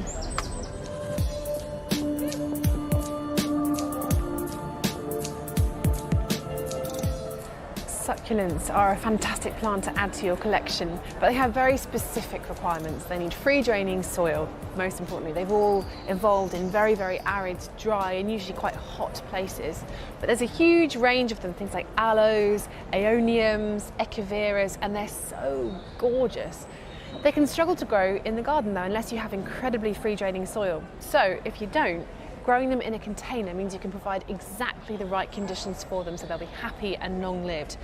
Lots of these are completely hardy, so everything in here could be left outside for the winter as long as it doesn't get too wet. So a bit of horticultural fleece just draped over the top keeps most of that moisture off and a little bit of heat in. Others, like the aeoniums, are tender, so you need to bring them in for the winter as well. Succulents aren't very deep rooting, so you can get away with slightly smaller containers for them. And if you use really small containers and restrict them a little bit, that stress can bring out a whole host of really beautiful colours as well. If you only have a small plot, then there's no need to miss out, because there's a whole host of dwarf plants available that are very happy and quite well suited to containers. And these are the dwarf hostas, and aren't they beautiful? So delicate and sweet.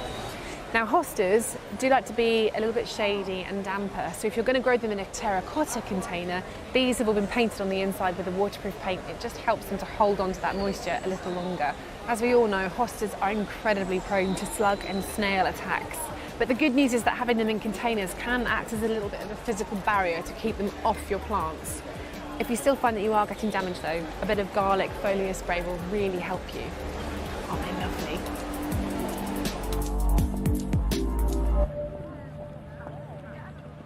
What would you grow in a container, Monty? For shade, I'm a great fan of ferns. They look great in containers. Yeah. And actually, the simplest thing, at this time of year, you've got a big container, full sun, cram it full of cosmos. I was going to say cosmos. There you are. You see, great minds think alike. Flowers all summer long. Fantastic. Well, still to come tonight on the RHS Chelsea Flower Show 2023, an event supported by the Newt in Somerset. I will be chatting to the chef Tom Kerridge and his wife, the sculptor Beth Cullen Kerridge, about how they are combining their talents to make the most of their garden. Dame Mary Berry visits legendary grower John Wheatley in his own garden ahead of this year's Chelsea. And Arit has her pick of the new plants making their debut that we're all going to be wanting to add to our borders. But first, all this week, Adam is taking a look at how the designers here have cleverly used planting and materials to create gardens that are not only beautiful, but also considerate to the environment. And he's looking for ideas for our own spaces.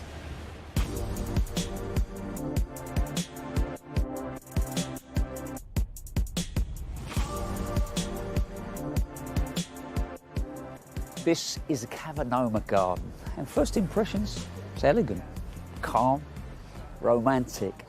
The whole design seems to radiate from this central dining area. The planting feels curated but soft. Actually, your eye straight away is drawn over to this huge cantilever deck, but there's some water below. So you want to come over and explore, and then wow, that is a herb wall. What a great way to deal with a tucked away boring space. What we got in here? So we've got some lovely little ripe alpine strawberries. So actually got some chamomile, there's even mint, chives. You could add some to a salad, drop it in a drink. But I love the way then the water just takes you back, leads through and through the planting, and that guides you back to the central area. I love the way that this staircase and the path more or less puts an arm around that central space, and the path just invites you to explore.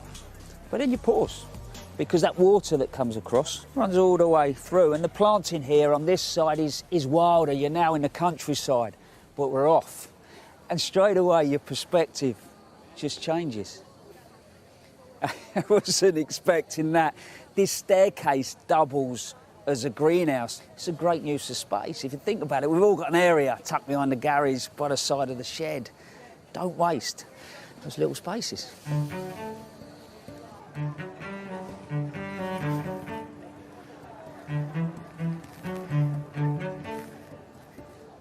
That's incredible. If not, a little eerie. But interestingly, the moment you come up here, you get a real understanding of how good this garden is for wildlife. Because there we start with a meadow that drifts into a woodland, and you've got elders and nuts, and then cow parsleys and foxgloves. And as he works around, you get a glimpse of the hedge, and the hedge is a mixed native hedge, so great for wildlife. But what I love is there's a real diverse mix of trees. You've got things like your birches, your pines, this crataegus, and the malus. Some will flower, some will fruit. So you've got that diversity. But also some of them are going to live for a long time, which for me is the key. Because the longer your trees are going to live, you plant in the garden, the more carbon they're going to lock down. Come back into the central area, and as I said, it's soft, cottagey, but the taxus bounce their way through. And I noticed as I come up the stairs, there was cobwebs. So even that taxus is a great habitat. The path, the resin gravel there, that's permeable, so the water will go through. And the paving, that's definitely been somewhere else before. So it's interesting, isn't it? You sort of can put a garden together that looks this good, but it can play its part for the environment.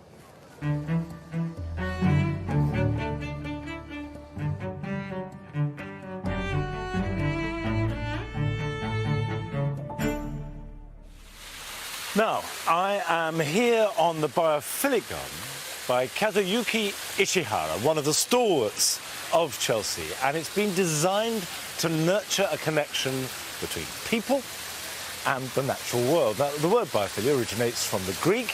You have philia, which means love of, and bio meaning life. A love of life and all living things. Now, you might argue that surely that's what all gardens are about, all gardens here at Chelsea. But of course, the Japanese have very specific and unique ways of creating gardens and expressing these things, ranging from the aces, which dominate the tree planting, and the Japanese love.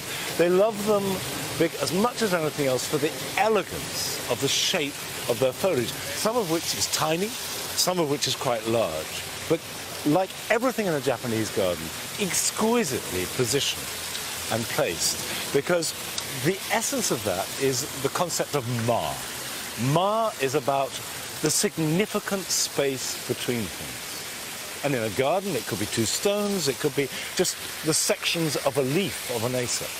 But it is always considered. It's always a key part of any garden. You can see it in the pine trees we have here. Some with tiny leaves, which have been pinched out to make them denser and smaller. Others, a gnarled branch leaning naturally across. In fact, highly pruned, as unnatural as you can get. But the idea is to make it look as though it just happened upon like that. But the dominant aspect of this garden is the water. And I have to say, it is staggering how brilliant water is made to look natural. You have to think that a few weeks ago, this was just a flat piece of grass. And yet, what we have is a section of hillside with this water cascading down, bouncing on the rocks. And in Japan, it's a very mountainous country. Something like 15% of it is cultivated. Most of it is mountain. Steep hillsides, a lot of snow in winter, a lot of rain in summer. So the water does pour off the hillsides. And for the Japanese, it's a symbol of fertility, of life. And then it comes down into a pool where it's calm. And then you can see the reflection of the moon in the water. You can boat on the water if it's large enough. And you can take that tranquility out of the energy that comes off the mountainside. Now, I'm telling you all this on a tiny garden. This is a small space that crams in so much detail, so much skill, so much history, and it's all here. But then again, it was created by a master. And one of the great pleasures of visiting Chelsea is to see his work so brilliantly displayed. Well, water can indeed be a beautiful and powerful feature in a garden. However, given the problems we encountered last summer with record-breaking temperatures and hose pipe bans, it's now vital that we harvest rainwater and get smart when it comes to how we use it. This is the Platform Container Garden by Amelia Bouquet and Amelia Beausager. It's a train platform community garden, and it's packed with really clever water-saving ideas. Now, the idea is that this is low maintenance. You can't have someone come in every day to water everything. These plants have got to look after themselves. So from the roof here, there are gutters coming down, and the most simple way to harvest rainwater is to have a tank for it to go into. So at the bottom here we've got a nice big tank, but at the top of it, when it fills up, it's diverted directly into this planter. No one needs to be here, it just does it by itself. But every now and then someone will poodle along, and this tank should, there you go. It's got plenty of water in it, it's got 2 taps. And the bigger the tank, the better, because obviously when it's dry in summer, that's when you need the water the most, and that's when it rains the least. On the other side, we've got a rain chain, which is a really clever idea, because it's also an ornamental feature in a garden. It can look great when water's coming down the chain. So from the other side of the gutter, it comes directly down into this planter, and it'll be sprinkling all the way down, and that will water that cotinus in this pot. And in this smaller pot, I've never seen this before, this must be a completely new idea, but we've got this sort of a ring all the way around it. So when that pot's full, it diverts it down into the pot below, and I guess you could just keep going forever into a smaller and smaller pot. Really clever ideas on this garden, I have to say, and I think it looks really stylish too. And it's low maintenance, which is the key. Now, it's not just the gardens showcasing new ideas at the show. In the Great Pavilion, the nurseries have brought along plenty of new varieties of plants that could well become features of our borders for many years to come. Arit has 3 waiting to win you over.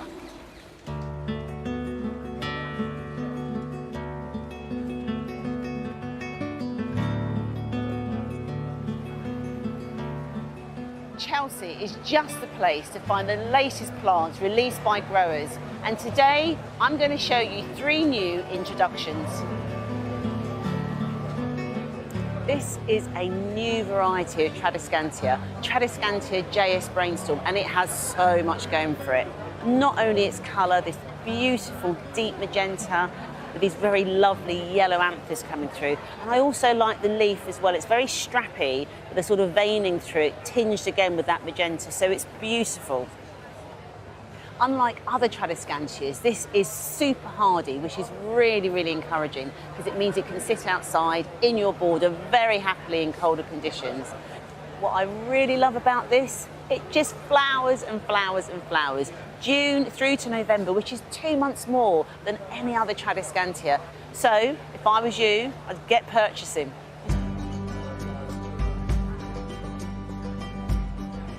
Come and meet Sunflower Desire Red. It is stunning. It's a breakthrough in plant breeding because it's the first compact red sunflower. That means it's suitable for patios and containers, which obviously I love, and I think it's fabulous. This deep red colour is almost like a glowing ember, these tipped yellow edges. It's really, truly stunning. And also this large leaf with its deep red veins. The clue's in the name for its position as sunflower, so it will want to be in a sunny position and keep it well hydrated, watering and some feed through the summer months. If it's pollinated by bees, it will produce seed, which is great for wildlife. So this plant just keeps giving and giving. Look at this beauty. This is Streptocarpus delina, and it's been bred this year in the UK. And what's happened is that the breeder has really worked to make sure that the flowers stand proud of the leaves. And the leaves are actually slightly smaller than other Streptocarpus varieties. I really love the colour of this pale lilac, and then underscored here with the deep purple veins on the petals here. But it's beautifully framed by these leaves.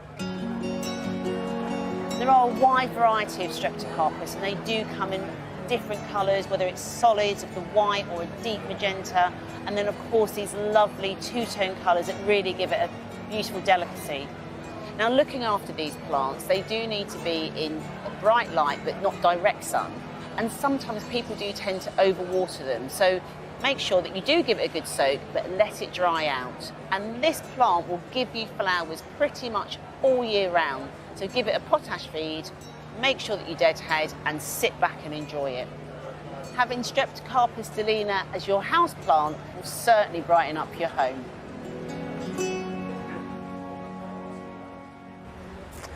Well, one man who has certainly seen many new varieties of plants making their debut over the years here at Chelsea is the legendary exhibitor and nurseryman John Wheatley. Dame Mary Berry went along to meet him in his own garden to look back at his extraordinary career and hear how he's preparing for this year's show. Chelsea Flower Show has always been one of the highlights of my year. This year my luck is in. I'm going to meet someone who is one of the best in the business, and I consider him a friend as well.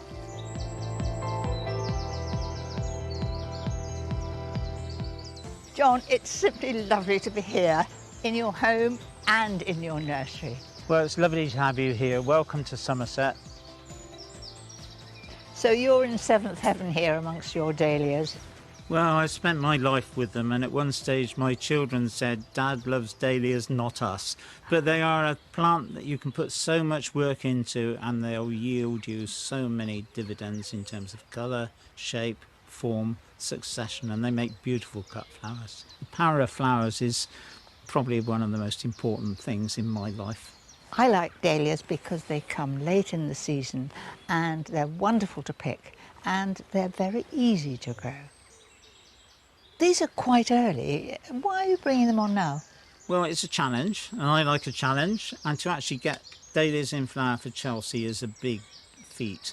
So we spent a lot of time working on these, and I'm fingers crossed. There's lots of bud in here, and they have been given special treatment. They love sunshine. They're a Mexican plant. As long as you feed and water them and give them a little bit of protection and support as well. We use bamboo canes, as I know you do, and string them regularly.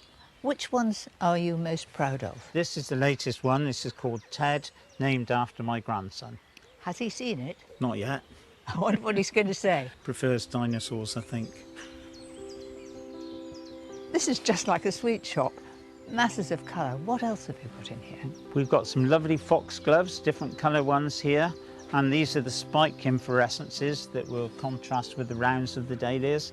Then we move on to some delphiniums, which are just pushing the edge. I've got 2 weeks to get these into flower, but they're beginning to come. And as we move on up through, we've got some wow lupins.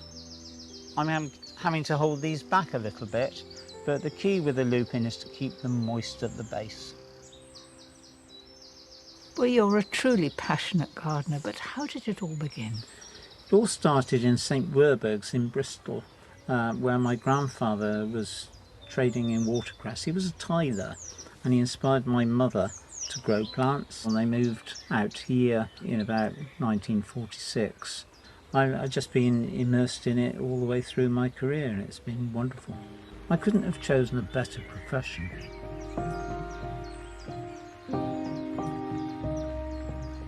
Oh, gosh, that's boasting. How amazing is that? Look at the thickness of the stem. Come on, what's the secret? Well, they like a square meal every day, and we feed them with liquid sunshine. The other thing is to take these tendrils out. And the other thing about sweet peas, Mary, is this. Don't let them keep too many flowers on them. Cut them as a cut flower. How beautiful is that? Are these all going to Chelsea? They're going to go into our cut flower bit of the exhibit.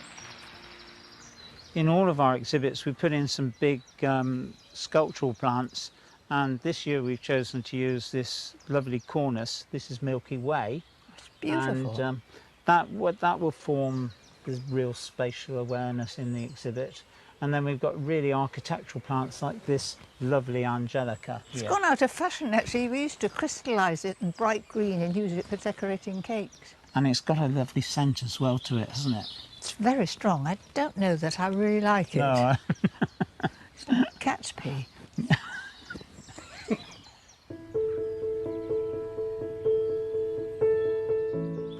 I've seen many of the flowers that you're going to take. Can you tell me how you plan to use them?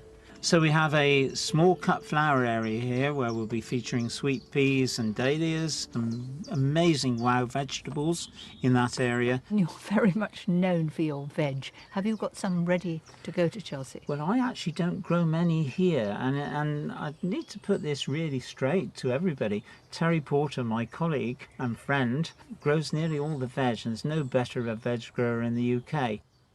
Then we've got a grasses area and some of our super trees and shrubs that are going up here. And then here a floral meadow, fingers crossed, if it comes into flower. And we're 2 weeks away at the moment, and it's a bit of a risk. If it comes, it's going to present the whole concept of biodiversity. And the tree that you saw in the polytunnel is going to go there. Well, what you've got are little areas, and it doesn't put people off of being absolutely huge. They can just go to specialised areas. Well, that's the whole concept of promoting what we can do. Whether you've got a window box or a big garden, it's having a go. Our exhibits are really well known for vegetables, but this time we're using some salad crops. And this is a common garden weed. This is Aliaria, or Jack by the hedge, and it's got a slightly subtle taste, which goes really well with cheese. It's quite mild. Yes, I think it would be nice to choose. Then the traditional one, which is a nasturtium. You can either eat the flowers or the little shoots. I think this is lovely in salad, but you just put them on the top at the last minute, otherwise they wilt very quickly. But they look pretty. Thank you, John, for showing me the meticulous care that you take in your preparations for Chelsea. Thank you.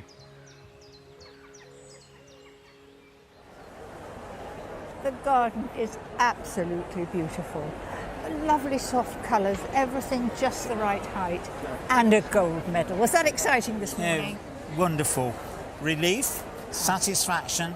But isn't it amazing how the plants that have come all from Somerset have come out to flower for the Chelsea Flower Show? Not only have you won a gold medal here, but you've been awarded the RHS VMH. Yes, the Victoria Medal of Honour for Horticulture, which commemorates 63 years of Queen Victoria's reign. And yes, I'm very proud to have received it on behalf of all the people and myself. I came to visit you at Stone Barn a few weeks ago, and I saw the meadow, which looked like a grassy meadow, no sign of a flower. And just look at it now, gorgeous pale colours and a lovely scent. Yes, I didn't think it was going to make it either, but look at it, it's fabulous. It's just come out for today. And also, people could grow in a little corner of a garden. You could have a little wild patch. It needs a bit of sun, but you are so right. The most important thing is to try things. This whole concept of this garden here is to get people to grow and learn about gardening.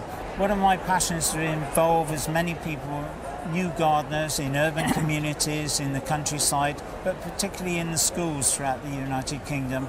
We can actually change the world, we can save the planet, but it involves plants and a passion for plants. And I would really encourage people to get involved in gardening as soon as possible.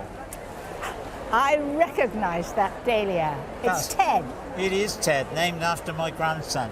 We've got the tree dahlias here, we've got the ferns, the Angelica. I remember that. Not too fond of the smell. No.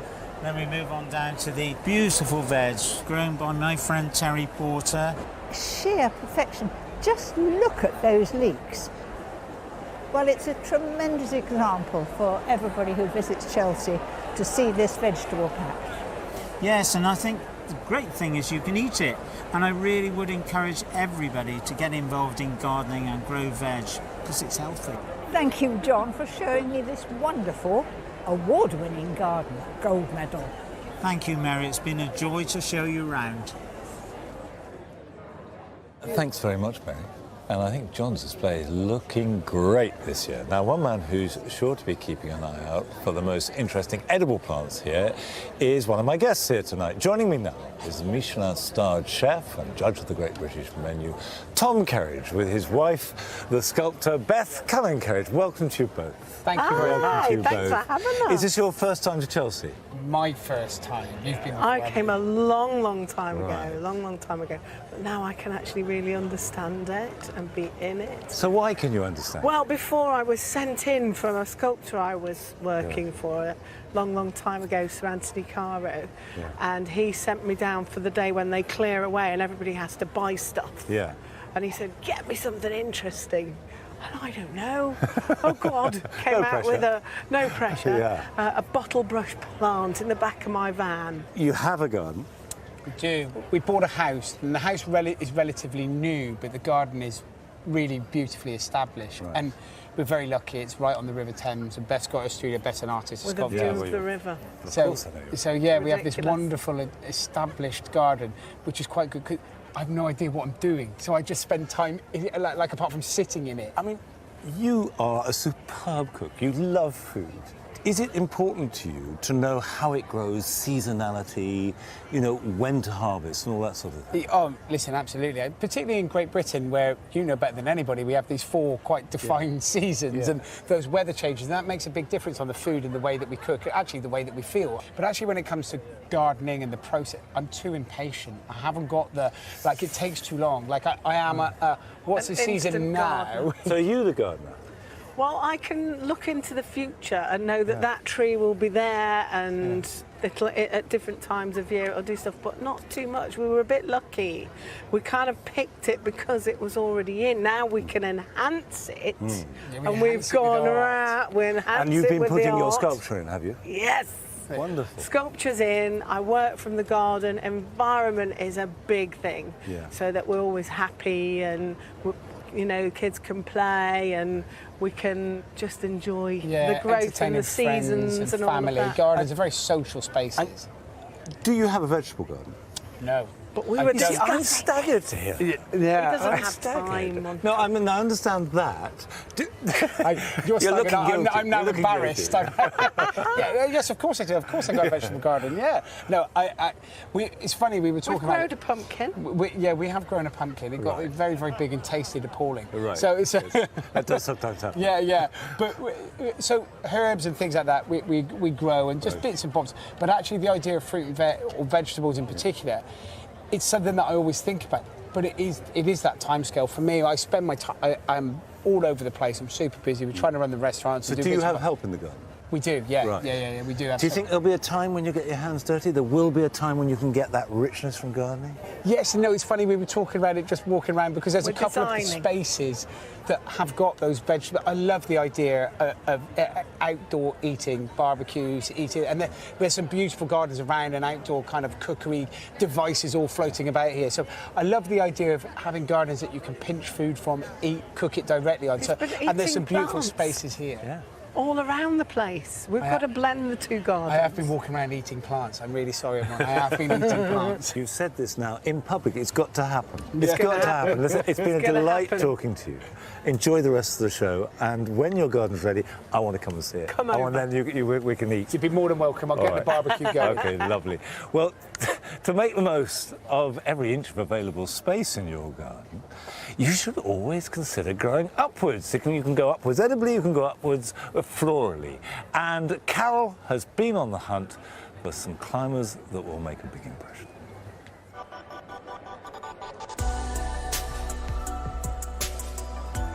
In today's garden, space is at a premium, especially with new builds, smaller gardens, patios, courtyards. It is vital to make every use we can of vertical space, to clothe those walls and adorn them with so many different climbers, so many to choose from. Climbers have different ways of ascending walls. Some, like the Thunbergia, the black-eyed Susan, just twine their stems round and round whatever host they can find. Others, like the passion flower, have tendrils that'll curl themselves around. Just think of the way that sweet peas grow. And others, like this hydrangea petiolaris, and ivy come to that, have adventitious roots. And they're just little roots that don't feed the plant or gather water. Their only purpose is just to make those stems adhere to the wall, stick them tight, and up it goes. So many climbing plants have got beautiful perfume too. And of course, because they climb, that means that scent is available at nose level. Take this Dregia sinensis, a lovely climber from China with these great clusters of white flowers. It smells of funny. It makes you close your eyes when you actually inhale that perfume. There's a plant back here, Cytisus batandiri, the pineapple broom. And it's called that because that's exactly what it smells of. It's positively fruity.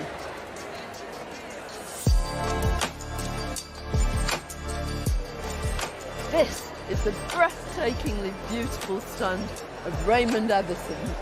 Every year, his displays cause awe and amazement amongst the public, but normally they're very high. This year's an exception, apart from one or two like this pistachio. This is my favourite. It's called Tumaini, which is the Swahili for hope. And some of the proceeds from its sales are going to help people affected by AIDS in Tanzania. But whether they're growing in pots or climbing aloft above your head, who can resist these beautiful flowers?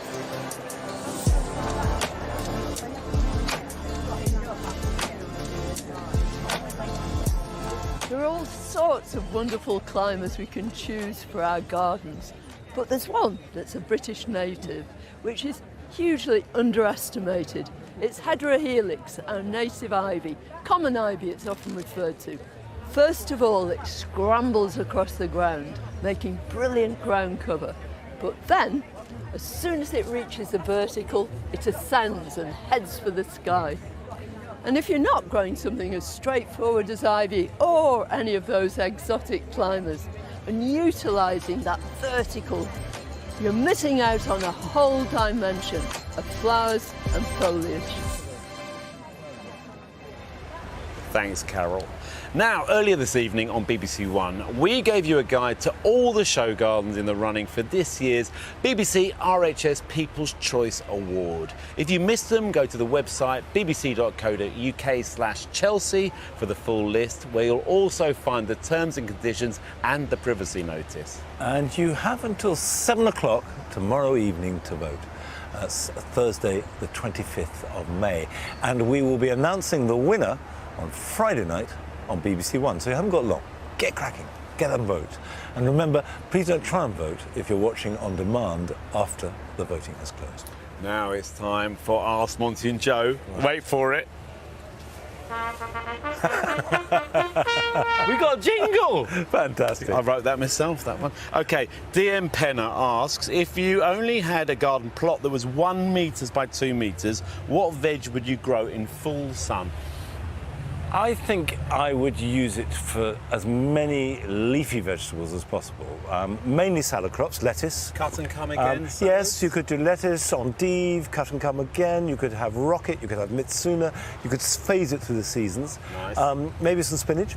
Yep. That will grow well. And in the centre... Oh, a centrepiece? Yeah, I would have a climber. I'd grow some climbing beans. OK. Well, you could have sort of French beans on each corner, maybe. Yeah, but you've got 1 metre by 2. It's not a lot. Oh, OK. Jane Every, give you the best bang for the buck. Yeah, you could pack them all in anyway. Yeah, good one. Jane Every, with our ever drier climate and colder, wetter winters, which grasses would struggle? What? I'm planning a new border which is exposed to winds but south-facing. It's a strange way. What would struggle? Gardeners want to know what isn't going to grow.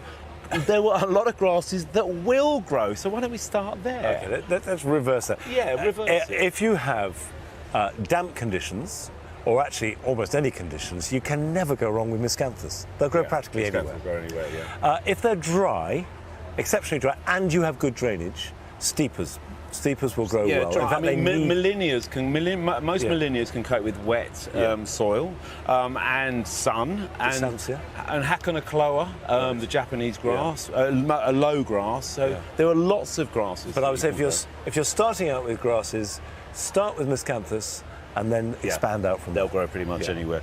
Paul Wintrade asks, when you say Mediterranean herbs like poor soil, does that mean I should not add compost to my oregano, thyme and rosemary like never ever? Yeah, like never ever. The Mediterranean herbs, like oregano, rosemary and thyme, like really poor conditions, really hot sun and really good drainage. And you get the best flavour. Horticulture yet again. Well, we love to hear from you, so do keep sending us your questions. The details of how to are on screen now. And that's it from us for tonight. But we'll be back with plenty more from Chelsea tomorrow night at 8 o'clock. See you then. Good night. Bye-bye.